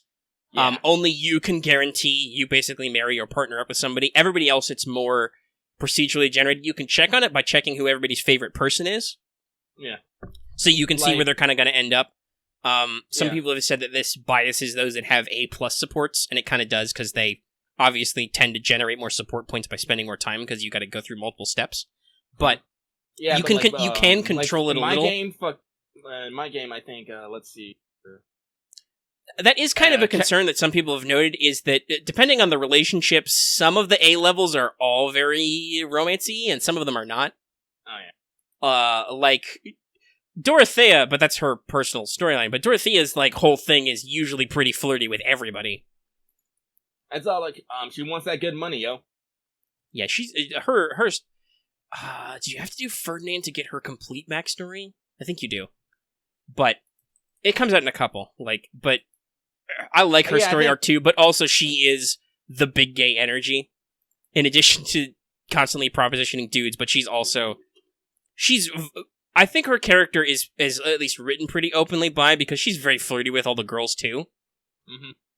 She usually doesn't bring up marriage, but, like, she's still very, not literally handsy, because that would probably be too much of a pain in the ass for the animation team, but verbally handsy with all the ladies too.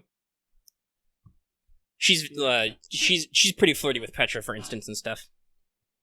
But that's just her character design. Yeah, but, like, that kind of feels bad that you're like, oh, you're only going to end up, like, ultimately with one person. But some are truly just, you know, we're friends. We're cool. Oh yeah. Or some of them are subtle.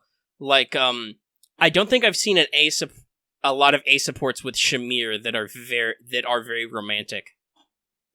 She has a couple, but a lot of hers are also just, I guess we're cool now. I'm that hot loner chick. She's your badass cool mercenary chick. I'm the hot loner chick. You like me. And I'm like, yes, Shamir, I do like Shamir. You. I do like you. Someday you're gonna be someday you're finally gonna get your riding and your lance up, and you're gonna be a bow knight. Who was I thinking of? Oh yeah, so like in my first playthrough, like Casper ended up with Petra, Barney ended up with Linthart. I'm all like, that's a great combination. Yeah, I think they have an A+, which is that kind of like parody. But yeah, Bernadette has got great prospects no matter who she ends up with, because all my characters right now are like in A supports with each other. So it's like, no matter who she ends up, that's an adorable relationship. Bernadette, her supports are...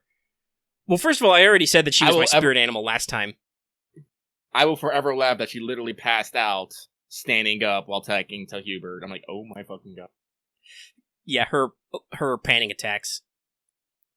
But it's just like... God, it's such a precious chick, Mike. Please protect. Like for the first half of the story until you get to the kidnapping arc, she literally doesn't leave her room. Mm-hmm. You have to talk to her through the door and hand her watering cans. I will say though, I always fucking teased her. It's all like, there's no one here. It's like, what's this cake doing out here? It's all like, cake! I'm like, ha ha ha ha. Gotcha, sucker. Yes. Yeah, Bernadette is like, great. So a lot of the characters have very dynamic relationships, but I've said this before. I'm definitely going to do, when I'm done with all the story arcs, I'm going to go back to Black Eagles with all my New Game Plus bullshit, and I'm going to be like, I'm going to do what I'm calling my masterclass run, and I'm going to recruit literally everybody possible, and like, play matchmaker and all that stuff, and see how it turns out, because, boy howdy, do you feel sad about some of those losses. Yeah. And interestingly enough, you don't feel sad about others. Like, I barely managed to recruit Leticia to my Black Eagle. She fits in perfectly with Black Eagle House because of what's going on with her secret subplot. Oh yeah. I got it by accident. Well, I won't say by accident, but because magic shit. I think hers. Actually, it's a good question. Anybody who can look at her profile should notice she has 2 crests, which is not supposed to happen. Yeah. So if you know what that means, you understand that she actually works very well with certain other ones, and like. I can see that a lot, her transformation from, like, I'm just here because literally the professor recruited me at the last minute. But, I suddenly super believe in Edelgard. I definitely told this to the community that right after the split happens, and, I had the people I'd fished out from other houses, I had a couple. I had Sylvain, Felix, and Leticia. And I was like, so, Felix and Leticia are, like, have been in my house 1 month, and they're super excited to be here, but Sylvain, who has been literally within my house since day 1, because that's how fucking easy he is, he's the one who's like, ooh, Dimitri's gonna be mad at me for this. And I'm thinking, yeah, he is, if you're gonna come at this half-assed. That's gotta be... There are a lot of awkward conversations Sylvain has to have had about how he ended up on this team. And I broke my sword again, god damn it. That happens a lot, but luckily you can fix them, which is the thing I love about this game. You don't need to... I mean, you kind of need to hoard some of the good shit because it needs rare materials, but you don't really need to hoard stuff because it's like, I can just fucking fix it later. Most of the stuff you can do with, like, smithing stones and stuff, but boy howdy, and I think at one point you can get arcane so you can get all your magic weapons. Yeah, there's a merchant that opens up late game, which gives you the arcane crystals, which is like, sweet, unlimited Levin swords. Yeah, actually, is there a magic... No, there is, that's right. I've only found one, but Hubert's got it. He's just not good enough to use it yet. There is a magic lance. The only magic lance I've really seen is the Eye of Intra. But yeah, there's the bolt axe, the magic bow, Levin sword. I don't know if there's like a equivalent. Yeah, for most weapons, there's at least one of everything. Yeah. There might be magic gauntlets. Who fucking uses gauntlets anyway? Scrubs, that's who. Raphael, and he's pretty fucking good at it. Oh, is he? Okay, that's cool. Because he was one of the ones I randomly picked up. And he is also a good boy. He's one of the... There are a lot of good and sweet boys and girls in free houses. Like...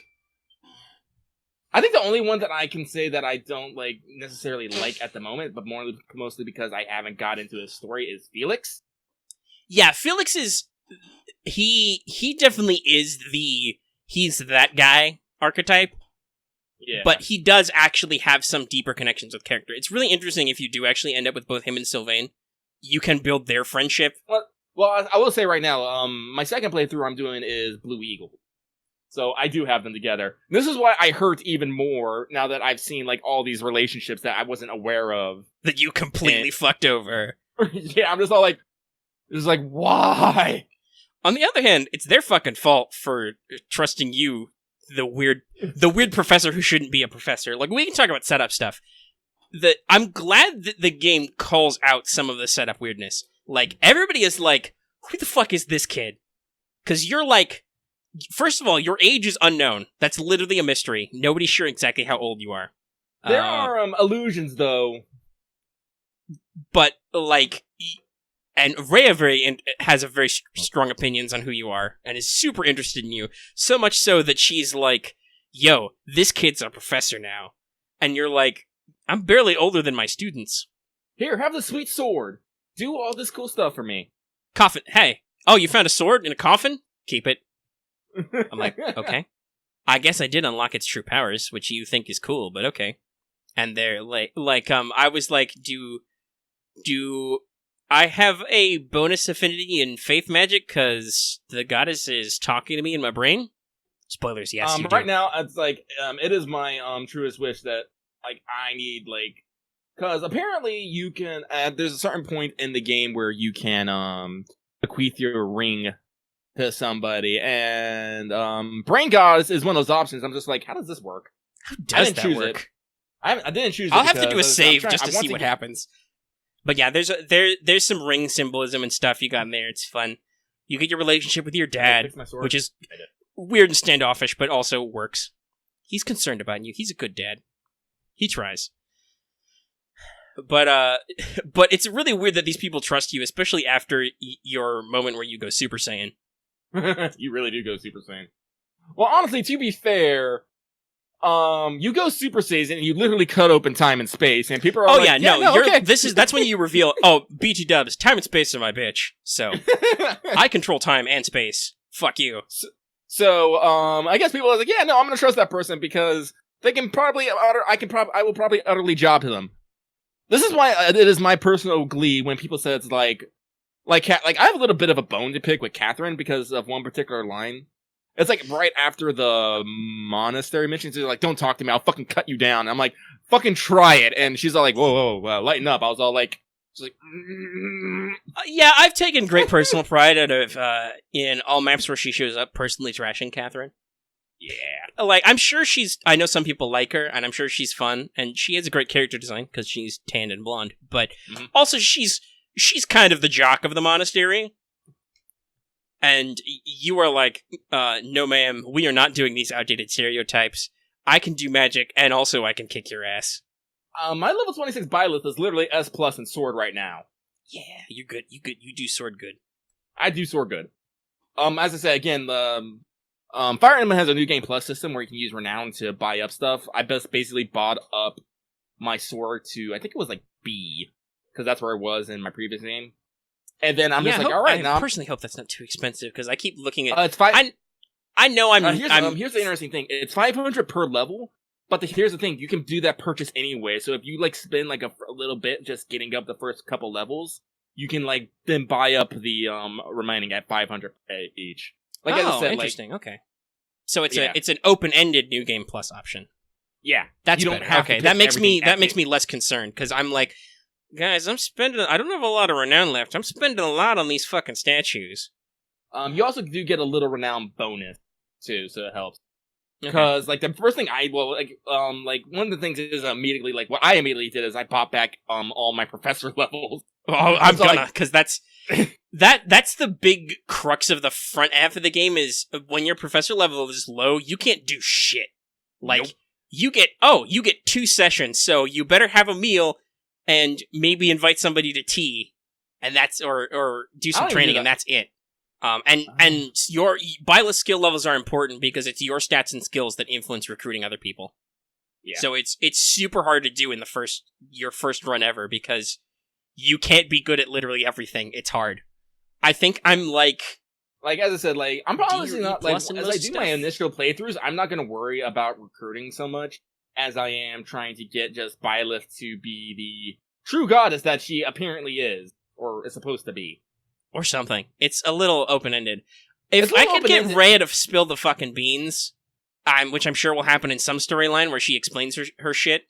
Well, I'm pretty sure she does, because, like, I'm pretty sure that the woman you see in the opening cutscene that took place 1,000 years before the game is still fucking Rhea. Yeah, that's the thing. So, I cottoned onto that. There's a very interesting intro sequence, which is played as your dream, where you find out later Saint Seros kicks the shit out of Nemesis, the King of Liberation. How tryhard is that name? That is super tryhard. But he has the sword of the creator, your magic snake sword you get later. Which I've always thought was really weird that, like, she's super excited you get the sword of the creator, and apparently they suggest that the flame crest, the fire emblem, is Nemesis's crest, but, like, she's super listen, you want to talk about big gay energy? Like, Mommy Jammy Rhea is, like, right up there with Gay Panic Edelgard, okay? Like, yeah. She is strong coming onto you. So, like, I always thought that was kind of weird, that I'm like, isn't this, like, a weird thing? Because literally St. Seros' face is the same as Rhea. Yeah. But also later it's revealed at the time skip, like, Rhea gets angry and turns into a dragon. You knew somebody was going to turn into a dragon. That's not a spoiler. That's part 1 shit. Yeah. And later Rhea's like, holding the sword of the creator and calling it mother. Apparently the King of Nemesis did something to her family, and you're just like, I have questions, Rhea, but I have to digest like all these current political stories. Because that's something Fire Emblem is also really good in, is there's a lot of political drama. Yeah, so that's I've had this discussion before about talking about archetypal Fire Emblem stories. Fire Emblem is usually a lot of them follow themes. If you've played a few, you understand the basic escalation. Because obviously the game has to escalate, it has to get harder, units have to get stronger, blah blah blah. Blah blah blah.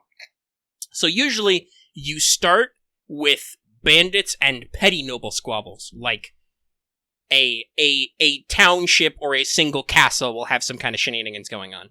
Lucky, what was the first Fire Emblem you played, actually? God, I think it was Game Boy Advance one, but I can't remember the name of it to save my fucking life. Well, if it was the first Game Boy Advance one, in America that was released as just Fire Emblem, which is probably why you don't remember the subtitle, but it was officially it's Blazing Sword. That was my first one too, so if that was the first one you played, you remember how that had a very obvious tutorial setup where you join Lyn, and it's like, okay, you're gonna fight bandits for 5 chapters. And you're like, okay. And then at the end, it's like, oh, and there's also an inheritance crisis with your granddad, Lyn, and there's some real enemies to fight, but it's not a huge deal. Mm-hmm. And then you escalate to open continental warfare. 2 countries, full-blown, going at it. And then after that, usually the very fabric of our existence is threatened. Like, it almost always go from, okay, this is a human conflict where really bad shit is happening, to some ancient magic shit is awake and it's gonna fuck everybody's day up. Thanks, Nurgle. But yeah, so, like, 3 houses, no surprise, same deal. You start small, you're training students, fighting mock battles, and beating up bandits and low-grade criminals. And then it's like, now your chosen house leader is going to take over the continent. So, interesting point. I don't know if this is a spoiler or not, but it's never explained. But the reason why the time skip happens is you take a fucking nap.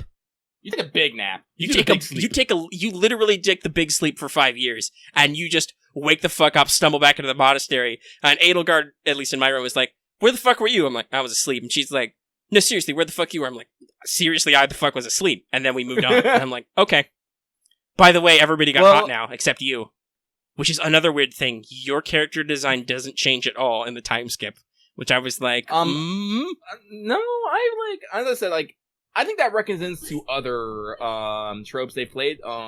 Specifically those that have the hero's blood directly don't age necessarily. Yeah, because there's a thing with lots of people have questions about how old Geralt is. You actually find out from his right-hand man, Alice, who is a good soul. I like him. Yeah, it's a shame he had to die, but I beat him up personally. He actually has a really heartfelt discussion with you, which is like, I'm like, oh, that's real sad, but I recruited him, thank God. Oh, thank God. Yeah, I'll get him in my master class, but it's like, ooh, that's real rough, buddy. Yeah, actually, I think the instructors are the easiest to recruit. I think with Hanuman, I think you need to do not Hanuman, with Alice. I think you need to do something because I didn't get him. Hanuman and Manuela are really easy to get. Just after a certain story point, you can just ask them to help out, and they do. Yeah, because right now I have both Catherine and Shamir. Shamir's also really easy when he unlocks. I need to maybe work on Catherine, but I don't know if it's also possible some characters will stick with the church after you do a root split and you don't join them. I'm pretty sure they will, but at least you get to explore their supports first, like I did with Rhea. I gave her a lot of goddess statues and ceremonial swords. Oh, she likes ceremonial swords. I need to put them on. I don't think she does. I think Catherine likes them best, but she likes them okay, and you end up with spares. It's a very common gift that only 3 people like. The gift-giving system's a little weird. Some are pretty obvious, and some items are super common to different houses. Other items are unless you're playing this house, you have one person who likes this. Which, after you get everybody's support level ups and their motivation is full, is kind of useless. But whatever. Wait, what was I doing? And some flowers are the weirdest. Those are literally liked best by only one person, usually. Yeah, but you get a lot of them, so I just give them out willy-fucking-nilly. Yeah, you get a decent amount. I have a shitload of pitcher plants left over to hand Bernadetta, because she's a huge nerd who likes carnivorous plants. She actually I don't think she actually says that until her paralogue with Petra. Yeah. Because that's when she's basically stuck in the woods, and she's like, "Oh, hey, Professor, the outdoors not so bad. It's cool here. I like it. I'm gonna write about plants." And I'm like, "Okay, good girl, pat pat. You do you. You do goo." That is something I joked about. Everybody does get hot after the time skip. Like I remember when everybody showed up and they were all in a group and they're like, "Oh, Professor, it's so good to see you." You know, looking at person to person. I'm like, "Bernadetta, you figured out how to comb your hair. Hugs." I joked in the Discord, or Edelgard just pays somebody now to do your hair. I don't know. Both are cool. The teachers though, they have pretty good story arcs too. Yeah, I really haven't got much into this, the teachers because, like, again, like the fucking unit cap limit is pretty rough. Yeah, honestly, they're pretty decent because they're both, at least the regular two other house professors are both magic classes normally. Though Manuela also really wants to become a dancer, so she's really good at swords. Yeah, I have Dorothea. Mm-hmm. But I believe your characters, is it just you or do all characters get to keep their class mastery? I don't know. I really didn't explore it because, as I said, I did a different playthrough, so I am not doing anything with my old house. Yeah, but I'd have to figure that out because I think that's how you can get multiple dancers later. Okay, they can rebuy mastery. Okay, that's good. Yeah, you can rebuy. Because dancer is very... It's a unique. You only get one, basically. Which is very important because, one, dancers aren't helpless in this Fire Emblem. They get swords and magic. Dorothea killed way more people as a dancer, I think, than she ever did as one of the magic classes. But her dancer is maxed out, though, I don't know. I'm trying My to train her to Dorothea, be right now. she got up. She got fucking Meteor. Jesus fucking Christ, Meteor. Well, that's the thing. She can still keep using black magic as a dancer, but, like, I think she beat up lots of dudes with swords. She can get all the way to Agni's arrow, which is, like, the highest level. It's like, this magic is so fire magic, it's not even fire magic anymore, dude. That is an interesting thing, is, magic is not tome-based in this one, even though it still has a little book icon. Everybody just learns spells, and different characters learn different spells. Mm-hmm. So, it's interesting. The reason skill is both what traditionally is elemental magic and black magic. So dark magic. Yeah, but if you want to go into black magic, you actually have to. I mean, dark magic, you actually have to have dark seals, which are kind of rare. Yeah, they're only from that one guy. But I'm totally gonna make that guy job to me. How dare? Yeah, he thinks he's a big guy, but he's fun. But no, like, more importantly though, that your characters learn different skills. Like Hubert and Leticia still learn quote-unquote dark magic. They learn stuff like Dark Spikes, Death L, Hades Omega. They like to use their Greek in there. They really do. Yeah, I don't really understand the naming convention for dark magic at all. It's weird. It confuses me. Swarm Z, I'm like, why? Why excuse me, Swarm Zeta. Yeah, it's Zeta, but it reads like a Z. Yeah. One of them's Delta, I don't remember, but they're like that. Or Leticia learns Luna, which is fun. Have to beat everyone with a stick. God damn it, Dancer. Dancer. Except for Dancer. God damn it, Dancer. That's fine. Repair my stick. But anyway, so different characters learn different spells. Like, I think Lindhart's the only character I have who's learned Excalibur, the ultimate wind magic. But I've got a couple of people who have learned Bolganon, the highest level fire magic, stuff like that. Both Dorothea and Hanuman eventually learned Meteor. So it's weird that well, first of all, this is important to note. And I don't know if this is new to Three Houses, because I've told other people I haven't played a Fire Emblem seriously since Radiant Dawn, which was quite a few ago. I believe this is Fire Emblem 16, and Dawn was Fire Emblem 10.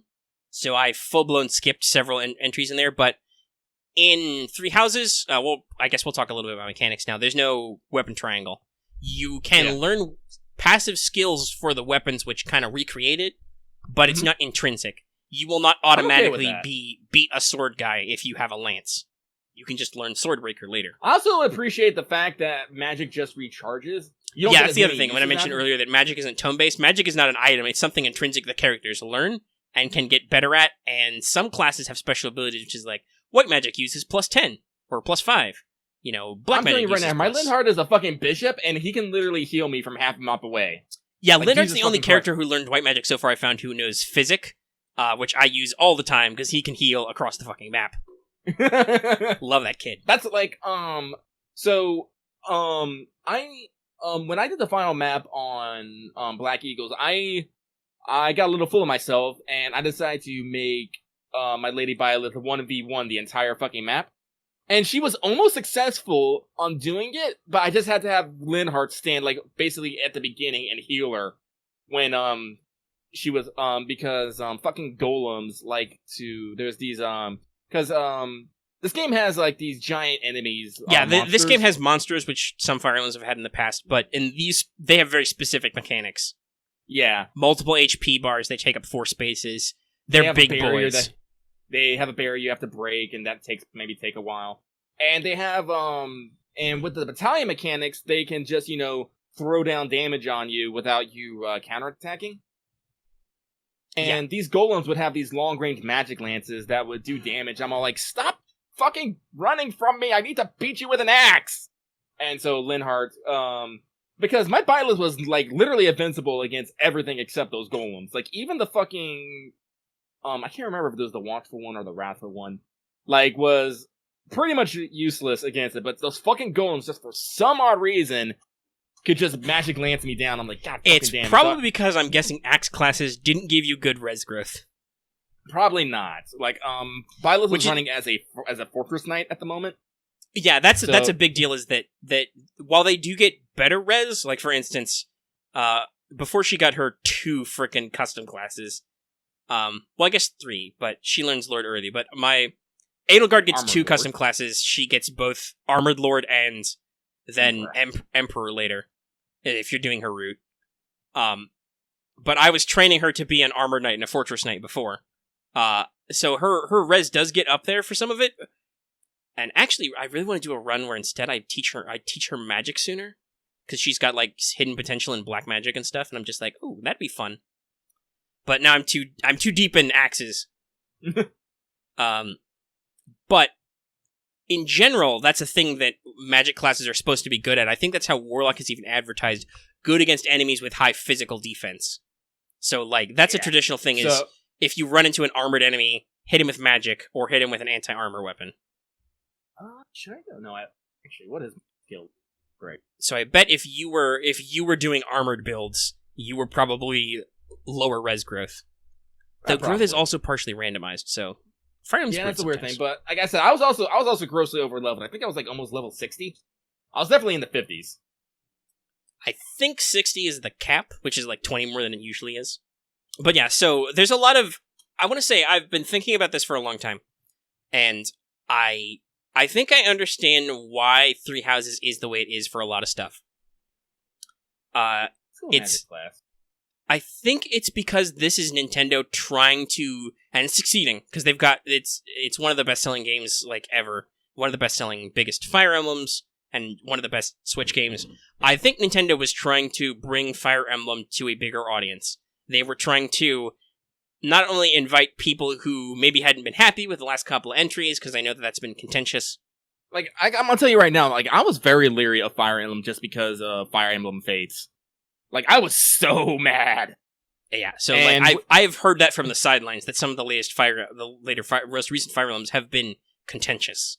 So I think that Three Houses is really their attempt to be like, okay, we're gonna retool this, we're gonna keep a lot of the same ideas, but we're gonna really reach in there and try and make something newer, right? We're gonna try and make this very broad appeal, so... Yeah.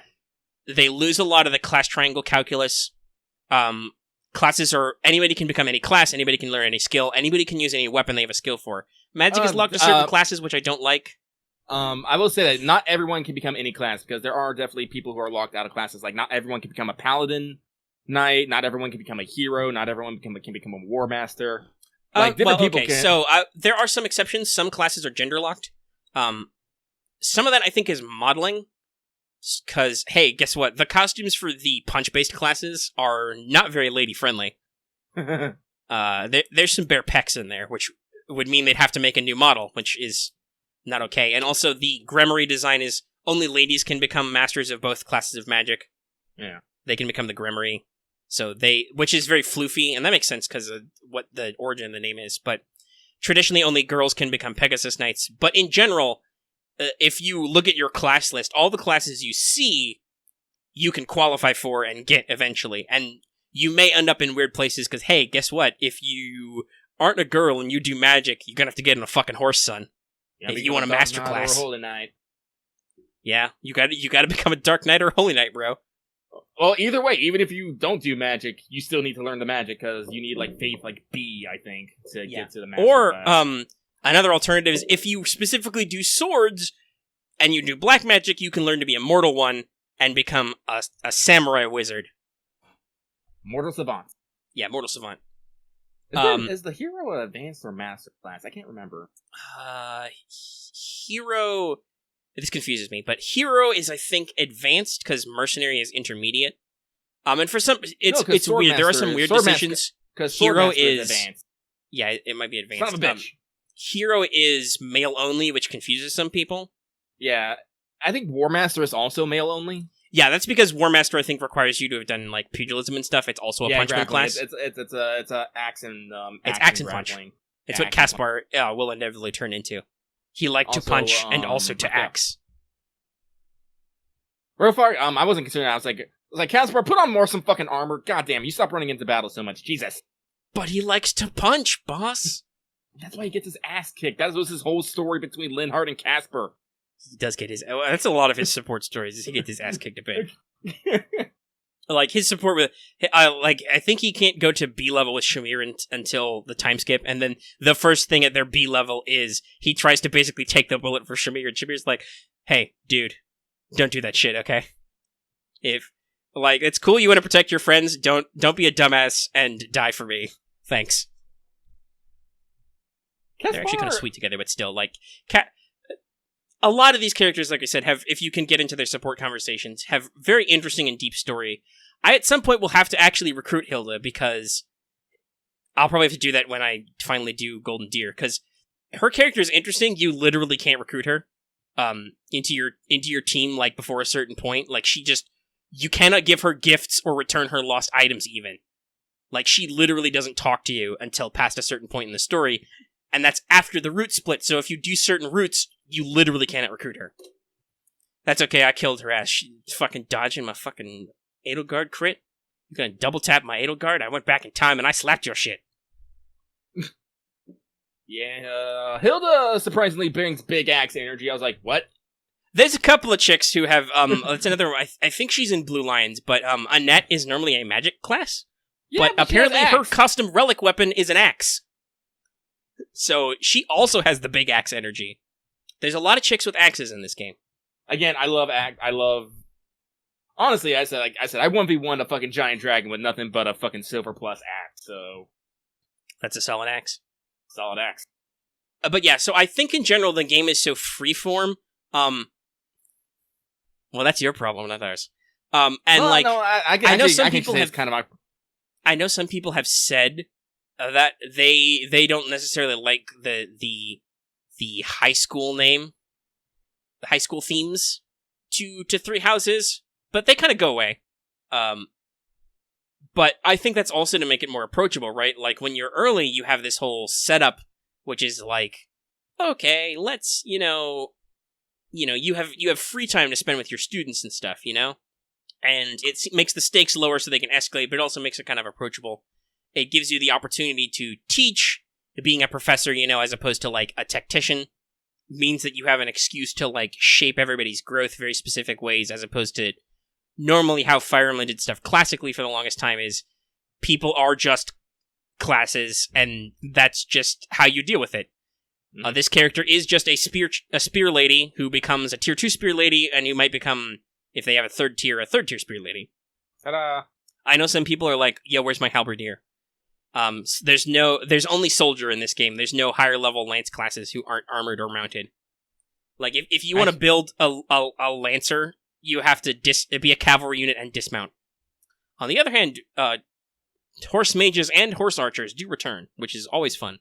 And they can be anybody. I remember in Fire Emblem 7 Blazing Sword, there's like one guy who can be a horse archer. And there's like one lady who's a horse mage. So I like the flexibility. So in general, though, I think it's to make the game much more approachable, and it has clearly worked because Three Houses is super fucking popular. I think that's the way they decided to do one, because it's also on the Switch cart, so they can put more data on there. But I also think that they did this so that you only have to buy one route, and you can just keep New Gaming Plus to get all the stories, as opposed to how in the past Nintendo has done with some stuff where it's like, buy multiple versions. Kind of stuff. I definitely want to say that having the multiple stories is actually something that's keeping me invested in the game, because I want to know what's going on with everybody else. Because, like, if it was just a New Game Plus and it was an Ultimate Realm, I was like, yeah, but it's like, yeah, there's New Game Plus, but I've already played this story. I'm really not drawn to coming back. I'm telling you right now, I'm replaying this game at minimum 5 fucking times. Yeah, exactly. You're like, oh, there are 4 routes, and also I can recruit characters in my preferred route anyway? Okay, well, I have to play this game like 5 or 6 times. Because I have to get through all 4 stories, and then also I need to play my original story because I have to be better at it in the future. I was like, I need to save as many people as possible, and I don't know if people have already gone through everything, but I'm kind of hoping there is a method where people do not have to die horribly. Please.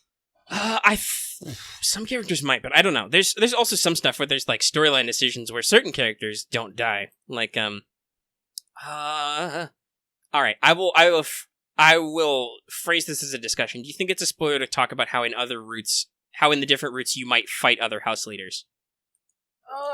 Well, as I said, I would say probably not, because all the house leaders are introduced as future leaders of their nation. Yeah, and like the big part too is you're literally going over a unification of the land. You have to fight them at some fucking point. Yeah, so they're the future leaders of their country, so naturally you must fight them. So at least one of those characters you can fight, for instance, in the Black Eagles route, and you can spare him. You can be like... that doesn't happen with Dimitri, though. Well, I got that impression. Dimitri's an angry boy, and I can't wait to crack into his story, too, but also... Yeah, that's the reason why I picked Blue Eagles, because I don't want to, like, necessarily, like, spoil it, but, like, the decisions, like, Dimitri is doing, you're just like, why, though? Why are you such an angry boy? What happened? Why? Well, yeah, I'm at a point in the story where I will phrase it to you, you will know what point I'm at, if you remember. He has a conversation with Rhea, because they're allied in my current route. Mm-hmm. And he will be leading a force to the map place where we're going, very obviously, and he has a specific fight he wants to have, which I'm going to gladly give him, because I'd love to see if he can take my favorite horned lady. Mm-hmm. But he'll get the fight he wants, but I'm kind of like, that's a little extreme, Dimitri. What? Yeah. Who pissed in your Cheerios while I was asleep? Yeah, that fight is not going to make you feel the okay, trust me. Like, I understand Rhea's grudge, especially because I did put her at A support. She probably feels very personally betrayed by me, but it's weird. It was funny because I was effectively courting both of them, that it felt like they were fighting over me as Byleth. It was like that tension between Edelgard and Rhea, and I'm like, whoa, girls, don't fight. Calm down. We can solve this problem. No, we can't solve this problem. Yeah, like that said, I do understand that apparently Byleth, Dorothea, Edelgard is a popular threesome pairing, and it makes sense. It does make sense. Because Edelgard really is the gay panic. Like, you see it. I assume she's probably just as much of a blushing idiot if you're male and you romance her, but like it's very prominent as female because she is one of the gay options in the game. Which I will say, if you want to do a criticism, like, gender locking the classes is weird for some of them. Like, Dark Mage and Dark Bishop are only male, which is really weird. At first I was like, is that like a reference to something? But no, there are totally female druids and Dark Mages in other Fire Emblem games. So I don't know. It's not like the Pegasus thing where traditionally only girls are Pegasus Knights. But, I don't know. I kind of feel like they made Elgar gay and they kind of punted it out because she is a house leader, and if you can't romance the house leader, whatever gender you are, that might be a little weird. It would. It would be weird if you can't make a match, but, like, what I was going to say is that Nintendo's options for dudes is a little weak. Yeah, well, I mean, because you can't romance the male leaders as a male. No. So, I don't know. Was Nintendo counting on more people to play female Byleth? I don't know. Possibly. Probably. I mean, like you said, she does definitely have the more interesting design. Like, whether you want to be like, oh man, that's... I know some people before the game actually came out were like, I don't like this. She doesn't look like a professional professor. Well, you don't because you're not. This is like your casual street clothes, and you just don't change ever, except in maps where you wear your class clothing. But like, this is your casual outfit while you're bumming around town, and then you get forced to be a professor. Literally. No, Geralt won't say no to Rhea, and you're kind of give him the side eye, like, Dad, is this chick okay? And he's kind of like, she's kind of okay. Wiggly hands. It's like not. It's like she's not really, but she's also the leader of a giant organization that could hunt us down in a fucking instant. Could you? I mean, the question is like the secret message there is, like Byleth asks Geralt, "Hey, is this chick okay?" He's like, "Can you fight literally all of these people here?" No? Okay, she's fine then. New plus Byleth is, I'm like, yes. I could. That's probably that's gonna lead to some fun headcanon stuff in later where I'm just like completely trashing my enemies. Though I was also overleveled in my first playthrough anyway, so I did in fact completely trash some guys. I think did I personally get to fight Dimitri in the mock battle? I think I did. I definitely kicked the shit out of some of the other house leader kids as me. Which we talked about actually in Discord, how that's a really funny setup where one of them has a cold, and like, so Hanuman and Moella, who get along like cats and dogs, like even in their A-level support, they're fucking bickering. Mm-hmm. I assume the idea is that they bicker like an old married couple, but their personalities get along like oil and water. That's their paralog name. Mm-hmm. So they traditionally have a rivalry for the mock battle, but because one of them has to sit out, and I don't remember which, they're both going to sit out, but they're like, but you, Professor, you can join your kids on the field. Oh yeah, no, I was the one who brought this up. I remember this. Because I was basically like, I'm literally trying to get out of this, because you do know I can probably kick the ass of every single student here on this field. And it's like, oh, but you need to experience this. And like, excuse me, this will literally not be fair. And you're like, no, okay, do it. I'm like, oh, all right. Well, okay, I'm going to kick the shit out of these kids, and you do. Because I think you have to, otherwise you lose. Yeah. Like, you can theoretically be the underdog team, but obviously, to progress the score, you have to win the map. So canonically, your house beats the shit out of the other house, it says. It's like, alright. It's like, I'll participate. No one have any sword lances, and as I send people fucking flying, it's like, excuse me, have you seen me with this ass? I uppercutted a worm and knocked it out of the desert, okay? Yeah, it's a big deal. I also like that I have barely used my magic sword. I've saved it for mostly people I really want to kill. There were certain characters who I was very upset at, who are not recruitable and are definitely villains, and who I felt perfectly comfortable slapping the shit out of, and I used my sword and usually my special combat arts for that. Well, that's the thing is, like, I do like the relic weapons, but especially since there are... But here's the thing. Relic weapons, like, they're kind of important, but at the same time, it's like when you have a system where your basic weapons are pretty damn good and they're repairable on the fly. And they're upgradable too. Like, they're upgradable too? If you can take the same axe from the start of the game to the end of the game, and you can just be like, okay, this iron axe is now a steel axe. This steel axe is now a silver axe. Can't go any higher. It's a silver axe plus. Booyah! And I'm just going to keep repairing it, and it will be with you the entire time. But relic weapons, like, especially the sort of career, you have to rest on your day off to recharge. I'm all like, I ain't got time for resting. Or you have to use umbral steel, which is sometimes one of the rarer materials. Yeah, so I'm like, I don't have time for this. So now, on the one hand, it's cool because it gives you a free. It's basically a magic sword because you can use it to range one attack, and it looks real cool. Oh, it's a sick sword. All the relic weapons are kind of gross looking. Like I'm pretty sure they're made from the bones of fucking. Well, no one confirmed this for me. Okay. But I'm pretty sure that these relic weapons are made from somebody. Yeah, they're probably... Well, I mean, they're called relics, so what's a medieval relic? It's a thing that's associated with a saint. Guess what common relics were? Bones and teeth and stuff, so... Yeah. It's entirely possible that these are made of people. Yeah. And they go to great lengths to show you how you should be careful with relic weapons, too. Ugh. Yeah, that was a fun cutscene. It's just the fact of, like... Yeah, I can understand it. Like, we're a little Monster Hunter, but as someone who is an avid player of Monster Hunter, I'm okay with that. But at the same time, it's just like these are a little too special for me. I don't like... I'm one of those people... And they give them to you, I think, a little too early. Like, if it was like normal high-level weapons in Fire Emblem, where, like, in 7, for instance, you don't... I think it's not until the very last map you get everybody's special weapons, like... Oh, it's 1 or 2 maps before the end that, Elowood gets Durandal, for instance. I would much rather that you only get, like, 5 uses, but, like, those just recharge after, like magic. Yeah, they automatically recharged, or if all relic weapons repaired when you rest, then you'd actually have a reason to rest. It would be like, okay, we're going to take a week off, everybody's going to get relic weapon uses back. But it's only you and your creator sword. So the other thing that they could have done, which would have been great, is like in 9 and 10, the super magic special swords are unbreakable. That's literally their thing. Ike never runs out of Ragnell. Which would have been great. It would be great if my magic sword was unbreakable. Then it would have a use. Then I'd be slapping everybody with that shit.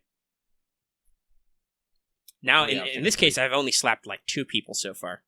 I'll go crazy on the last map. It's something I will definitely use, like, when I think the story situations, but when I'm fucking just mad farming on, like, skirmishes or, yeah, then it's just Silver Plus. The Silver Plus. Like, literally, since I have started, like, we've, been doing Let's Talk, I've been playing, 3 Houses. I've just been doing nothing but skirmishes. You know, repairing my sword, like, even when that gets done, I'm just gonna start buying ones, because, guess what? I make more money doing skirmishes than it costs for a silver sword. If you can do... So that's a thing that I think is only on normal. On hard, every battle costs points, so you don't get free skirmishes. Which kind of makes sense, but still, it's like, whatever. The economy's still open-ended. And the game can be kind of tight with money anyway, so I'm okay with that as like you can farm a little cash. Yeah. But I have mastered, I've gotten, let's see here, 1, 2, 3, 4, 5, 6. 6 people I have just mastered out their intermediate class, and I still got 1. And you do have to, if you want to master classes, you have to do some grinding. Yeah. I mean, on the one hand, I don't know why it seems like you get 2 points of class XP per battle. Why they don't just have that? Nah. But whatever. If you want to master advanced and master classes, it takes a while. And some of them are okay to skip. Like I started Petra. I've turned her into a wyvern now because I realized that Petra is actually naturally gifted as a flyer. But I started her as like thief to assassin.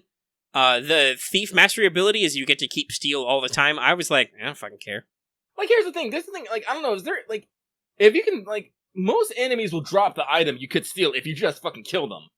I think that's only really relevant for the Death Knight, who, at least in early runs, if you try and slap him to get his dank seals, he slaps back pretty hard. I think if you just get adjacent to him, he slaps you, which, you know, kind of is what you have to do for steel. I don't know. I don't remember. I don't know. I fucking ganked him, okay? And I've only seen at least that Flame gets rescued. That's the thing that is a little annoying about the different characters having different spell lists. It's hard to, like, figure out who does what. Like, yes, everybody who learns any level of white magic faith gets heal.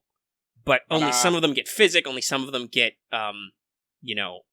restore. A couple of them get warp, which is super fun. Lionheart gets warp. I have used that to send Violet deep into battle. Yeah, so...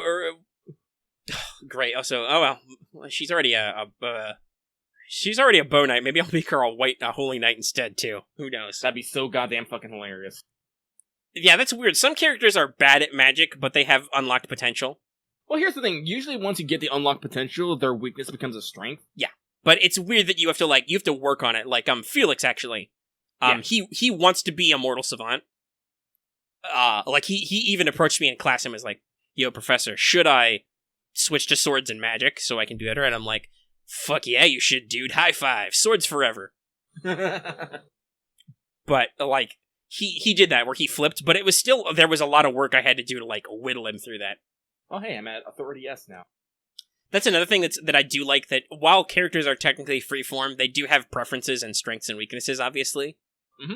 So, like, some characters will naturally just fit places. Well, I think that's one that's they're playing up that whole school aspect. As a professor, you gotta guide them in the direction. Maybe, like, the path they want to go maybe isn't what's actually best for them, and you have to kind of make that decision. Right. And sometimes you're like, oh, no, because actually I just found this out. Fucking Ash who is a kid who wants to be a knight, actually used to be a thief. And I was all like, well, I'm sorry, kid. Now I'm just going to make you a fucking thief and then an assassin because I'm the teacher. And, of course, Ash is also a beautiful, perfect cinnamon bun. Yes, he is. He has a sad, though. He has a part 1 sad. Everybody has... That's the thing. That's the thing that I think we can universally agree on. Except for your dad, almost everybody's dad sucks. Like, if a character ever mentions their father, there's usually something wrong with that guy. Let's see, Annette's father is... Well, just in Black Eagles, Edelgard's dad is alright. He's just powerless and old now. He's a puppet of the nobles. Of Hubert's dad, who's an asshole. No, of Ferdinand's dad, who's an asshole. But Hubert's dad was a traitor who died, and he's not real happy about that. Bernadetta's dad is an asshole. Petra's dad is dead. His daughter up. Caspar's dad is kind of an asshole. He kills lots of people. Like, that's 50% of Caspar's supports are, my dad killed your dad, or somebody you liked. Sorry. I'm sorry about that. Please hate me. But don't actually hate me. That's the great conclusion to him and Petra's support, where she's just like, Caspar, I have to confess to you, I really do want to stab you really bad, but also I really want to be friends, so which do you think is better? Should we be friends or should I stab you? And he's like, I guess we should be friends. I kind of want you to stab me too, but we should be friends. That's better, right? Okay, cool. And then they got married. That's what happened in mine. Yeah, I was like, we'll see what happens. Petra has a lot of characters have good A supports, but Petra in particular and Bernadetta have really cute A's usually. Hers and Lynette's is like, we're alone, but we're together, and it's all like, I'm just all like, is there a word for that? Together alone?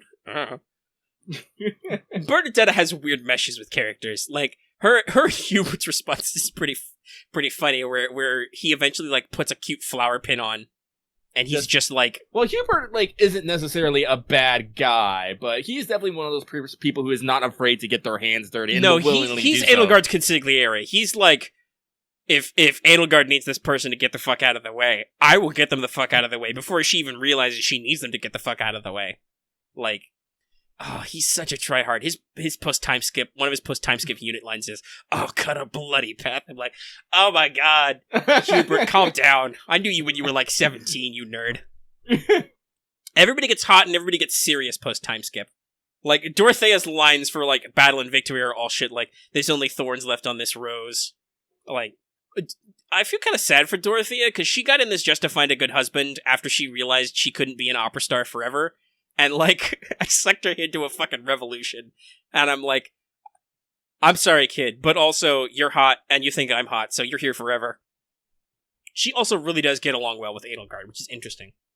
I'm pretty sure, like, I can't remember, like, immediately, but I'm pretty sure in my ending, Dorothea ended up with Ferdinand. Which I'm like, that can happen. Okay, they have a very complex relationship, which kind of makes sense. Yeah.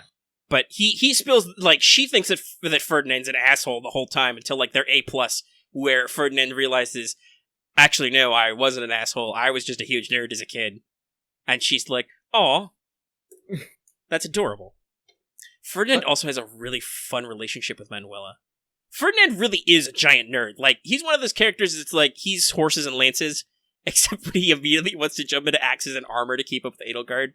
But he seems like a jock. Like, but he's a sensitive type. He's one of the few characters who likes choir practice, at least in Black Eagles.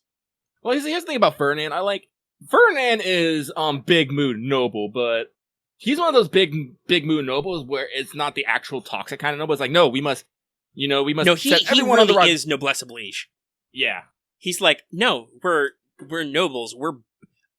Society holds me to a higher standard. My dad's the prime minister. His dad was the prime minister before him. I'm going to be the fucking prime minister someday. So I'm going to be good.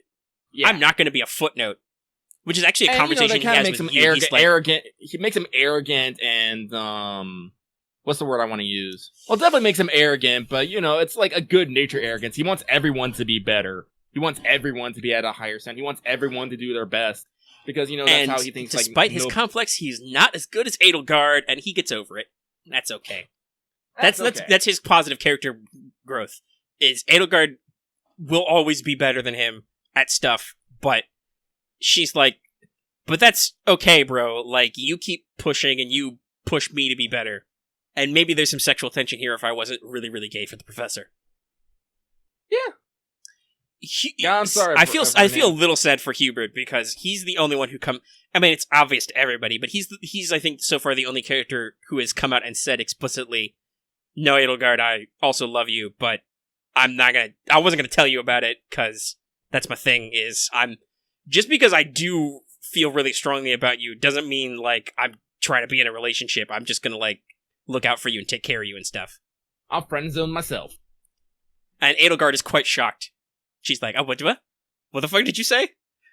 You told me to tell you all my secrets. There you go." And she's like, "Okay, maybe TMI, maybe not. I don't know. We're still cool. Go back to doing stuff."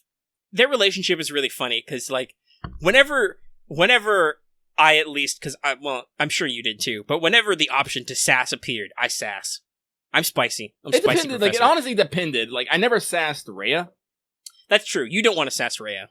But that's also because you've never had a mother figure, so my immediate thoughts are like, are you my new mommy? She has the look for it. She could be your mommy. I'm gonna call her mommy, for one reason or another. Oh, which I'm sure she would. She would probably like that. Rhea's, like we've said before, your relationship with Rhea is very weird. And very complex. Honestly, you know what's my favorite thing about fucking Rhea is the note she puts in the fucking confessional box. The advice box is great. I love it. I love it so much. But no, it's like, honestly, like, the character relationship is like a big selling point. Yeah, like, all support scenes in Three Houses are voiced and are technically, they're not text only, they're technically animated. Like, the character models, I think, do have some limits, because obviously they have to do a lot of costume swaps and stuff. Like, their models have to be able to switch to class costumes. I've said this, that I think that the combat animations are a little lackluster compared to how sick things were in the sprite-based days. Sprite-based days, they probably had, like, as I said, that was all, like, 2D, but, like, still, like, some of these, like, animations are fucking cool. Like, no, when you do get up there, when you get to master classes, you do get some pretty cool ones. Fucking, like the basic magic counter, I think is cool. You literally, like, almost do a backflip or jump, and then just you jump back and blast them. It's great. Also, have you seen a bow knight counter?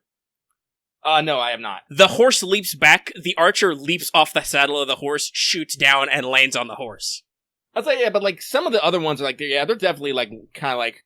There are not nearly enough sick flips. Yeah. Now, as an assassin... Like, not in basic, like Petra I would say, did like, some sick flips.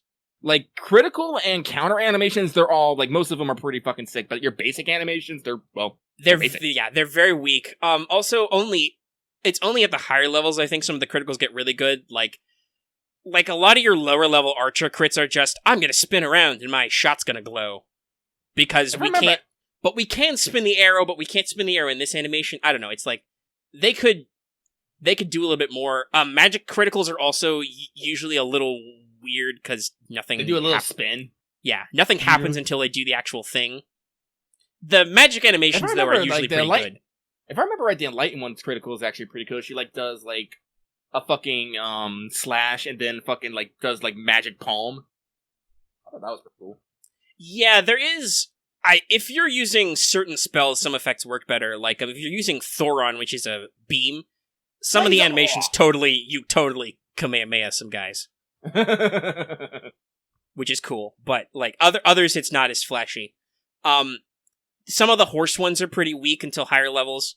Right now, my Petra's a wyvern rider. Those are actually pretty impressive, because she does fucking front flips on a wyvern.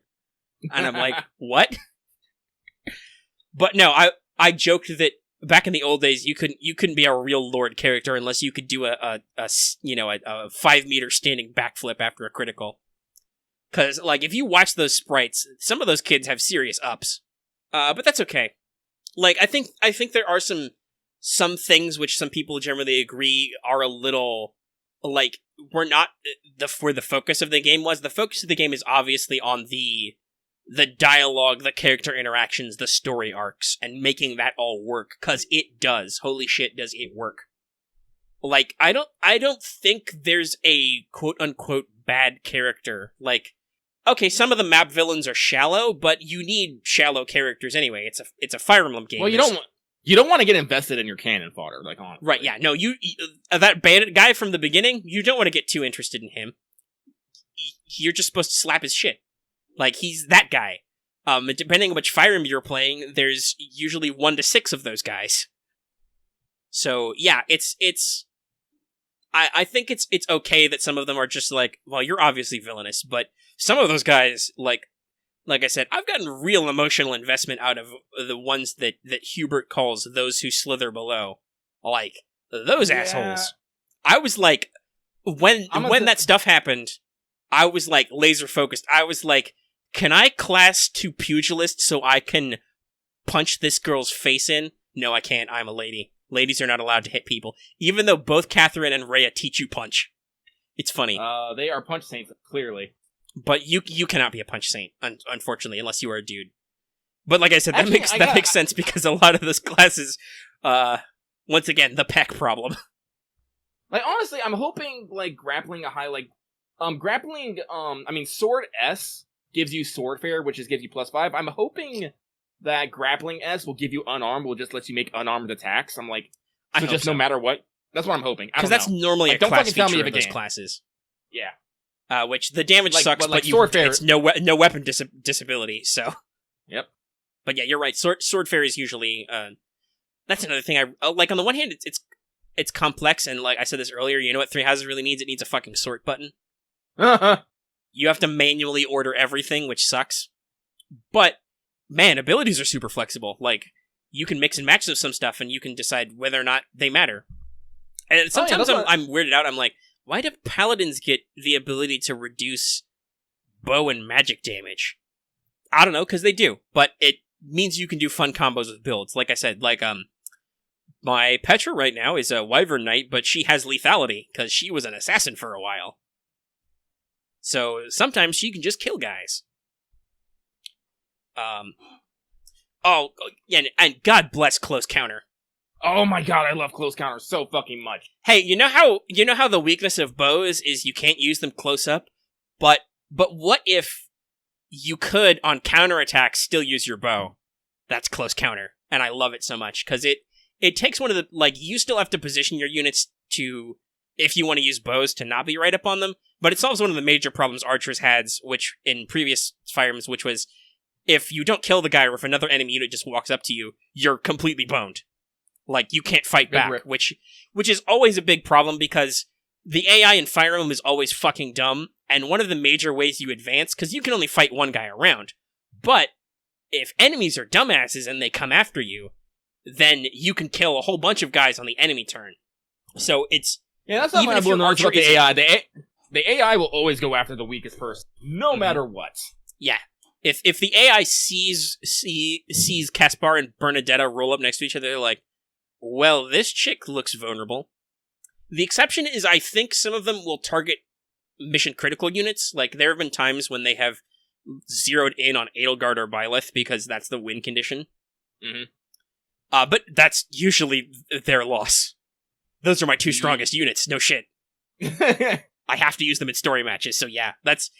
especially since Edelgard's custom classes are all armored based, so that's just really dumb of you. But yeah, so there are some things I think that have suffered a little, that are out of focus, that need fine-tuning, but generally it's very approachable and customizable. I know some people complain about some stuff, like there's no... Well, basically we've talked about this, there's a lot of fucking horsing around. Like, if you did not learn flying or riding, there's a very narrow slice of classes you can be. If, like we said before, if you're a magic user, you literally can't be a master class if you're a dude, if you don't learn how to ride a horse. And I don't know how important that is, but in general, the higher level classes have better abilities. Like, some of the lower level ones are critical. I think they also get better stat improvements. I think they get better stat growth is the real thing. Yeah. So it is important to be in there, so it would be kind of a shame if you couldn't rank up. Not to say that some of them don't get better, because, what is it? I think it's Archer. Archer's mastery ability is just hit +20, which I also love, which is just like, oh yeah, let me just be better at hitting you all the time. Bernadetta is a killing machine. Like, even before I got her into Bow Knight, it was just like, oh, well, you're just gonna fuck everybody's shit up. And I The think difference now is that good Petra's of a it, like- Wyvern Rider, I need to cross-class Shamir into Assassin, which I'm working on. Like, honestly, there's a lot of fun potential. I mean, in just playing around with classes and putting people in. Yeah, and I've actually Spaces. gone back. Like, I'm speaking of Bernadetta, to give her horse skills, I put her as a cavalier for a while. Which, hey, guess what? If you have high-level bow skills, you can still use bows as a cavalier, but you're still getting horse points every time, too, so it worked out great. Yeah, see, that's the interesting thing. It's like, you're not locked into particular using a certain weapon. Yeah, the only thing you're locked out of is magic, because only certain classes can use magic. There's only a couple of classes which are magic and weapon-focused, i.e. they focus on weapons but also get magic. But luckily, your mages at least can equip any weapon. So, like, Hanneman has his bow skill. Like I said, Manuela really wants to be a dancer because she's... I've actually run out of magic classes for Manuela to be right now, so she's currently being a swordmaster, and she's killing it. Like, you would be surprised considering that she is a mature lady. She is stabbing the shit out of some guys. When we're talking about Manuela's thirstiness, we were talking about her bloodthirstiness, apparently. I think that is actually one of, not literally bloodthirsty, but one of her quotes is I'm no stranger to killing, and I'm like, no, you're not. You go, girl. Manuela's a great character. I like her a lot. I think I've heard she annoys some people, but I like her archetype. The kind of messy, she's a messy diva. Like, yeah, she was a huge opera star. She became a teacher to kind of like, I think she discusses this best in her support with Edelgard, but she felt like she was gifted with good fortune by the goddess, basically, and was like, I gotta give back. I'm gonna join the church. And also, with her relationship with Dorothea, she says Dorothea joined the opera company right as Manuela decided to leave, so she basically let Dorothea come into her spot as the diva. They have those two have a great senpai-kohai relationship. See, this is the crazy thing I love about the Queens. It's like, you really need to have the supports with everybody so you can get their full life story. Yeah. Like, everyone, like Casper, like, you learn about, like, his dad and his relationship with his family, and how he's, like, the second son, but, he don't really care about that life. And, which, that, Edelgard is people. Like, yes, you are perfect. My perfect child. Pat, pat. Good boy, Caspar. But if you just hang out with him in, like, the bros in Black Eagle House, you don't necessarily learn a lot about his character. Well, you learn a lot of his character. You don't learn a lot about his past. He's just hanging out being bros. Like, training. He's just bros with, like, Linthart, with, like, you find out that he, like, actually has a lot of connections with, like, a lot of, like noble families. His dad has killed many, many people. But also, his house is very important, but because he's a second son, he's not politically as important, so he kind of has to...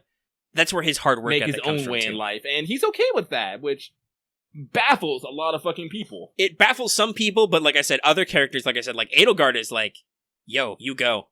That's also why Dorothea likes him a lot, because she's prejudiced against nobility, because she may or may not be a bastard child of a noble. I don't know, I definitely give them the sibling, Well, that's literally their B support is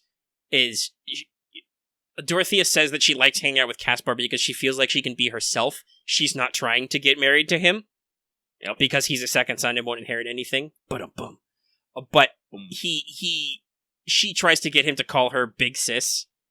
And he does, and he's super embarrassed about it. Even their A is pretty supportive. Like, Dorothea says that, hey, after all this is over, if you don't find your perfect love life, and I don't find my perfect love life, do you want to just get married just for the heck of it? And they're like, okay. But it's still very familial, right? It feels like they're just gonna become family as opposed to, oh, we're in love. Yeah. It's just like Fire Emblem approaches a lot of, especially in, like, their A levels, they approach a lot of relationships different ways. Like, you can be close with someone, and it does... Especially it doesn't because have some to be characters romantic. are definitely straight, and some are not. Yeah. But you still, this is still a very strong bond, and it's like, yes. Yeah, Ooh. like, Ooh. Petra and Bernadetta and Petra and Dorothea, like, really get close, but I'm pretty sure it canonically intended, because as female Violet, you cannot S-rank her that Petra is considered to be straight. Oh, okay. Because you can't get married. But she's still, with a lot of these high school type games, everybody's a little bit flexible. There's a little bit of the gay romance in everybody. Or maybe that's just our internet shipping goggles. One of my tweets is, it is my personal headcanon that Lady Violet is an assassin merely so she can spy on her students having interactions with each other while silently shipping them and no one be the wiser. Stealth. But yeah, there's a lot of shipping to be done in this game. But yeah, they, like you said, a lot of the characters do have really different relationships.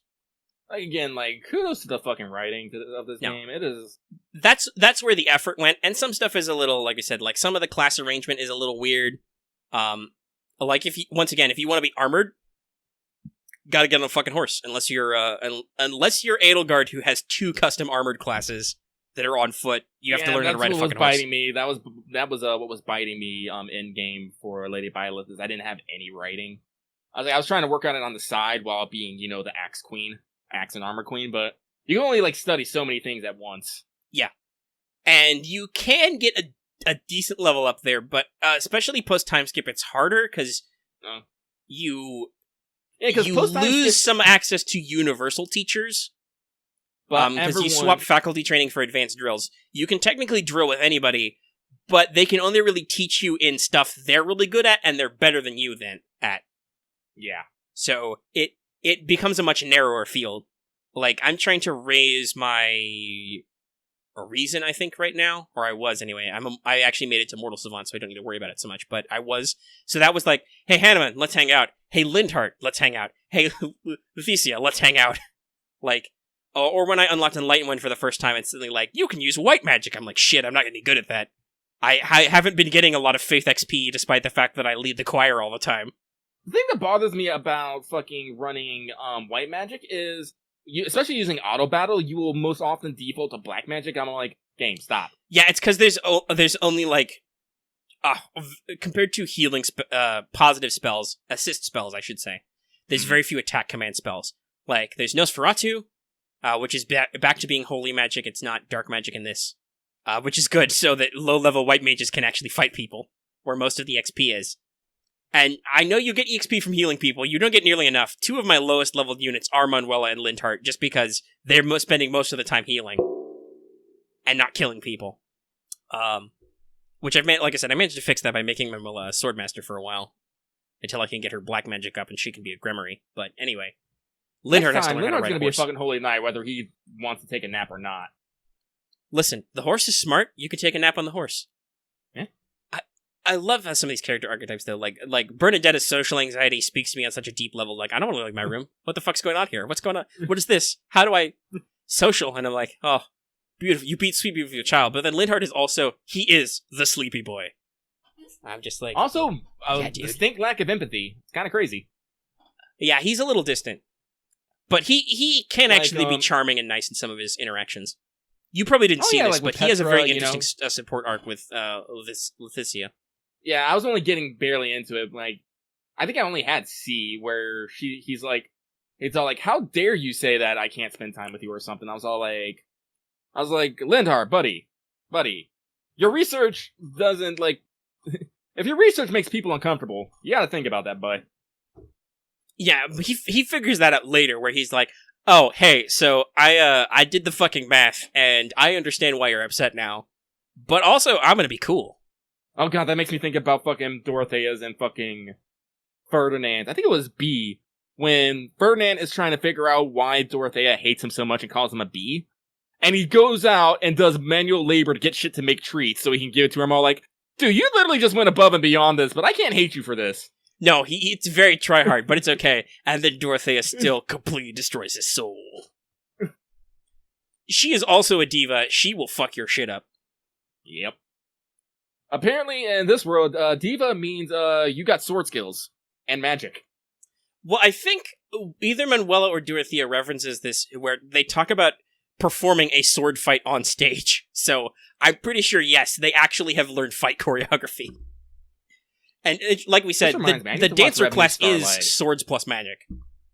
And are pretty scary at it. Like you say that, and that reminds me, I need to watch Revenue Starlight, because I review Starlight, because I heard good things about it. Which is all about, like, that. Catherine, where the fuck are you? Oh, there you are. We're working on your intermediate. My goal right now is to get everyone through their intermediate classes so everyone can hang out at advanced. That's fair. But yeah, so, like, there are nitpicks with the game, like I said. Some of the stuff seems like it quote-unquote suffered, but they've built a solid engine, so if they can just not be assholes and they can make new Fire Emblem games in this engine, that's good. That's room for improvement. Honestly, I'd love to see some like class rebalances and see some stuff. I'm not like honestly, like thing is, I want more story content. Like I'm not gonna ruin necessarily the Black Eagles ending, but there's definitely some stuff that I feel is unresolved. I'm like, which I mean, Nintendo's finally discovered DLC as a thing, so they leave that open ended for you to like get your story DLCs and get your extra stuff.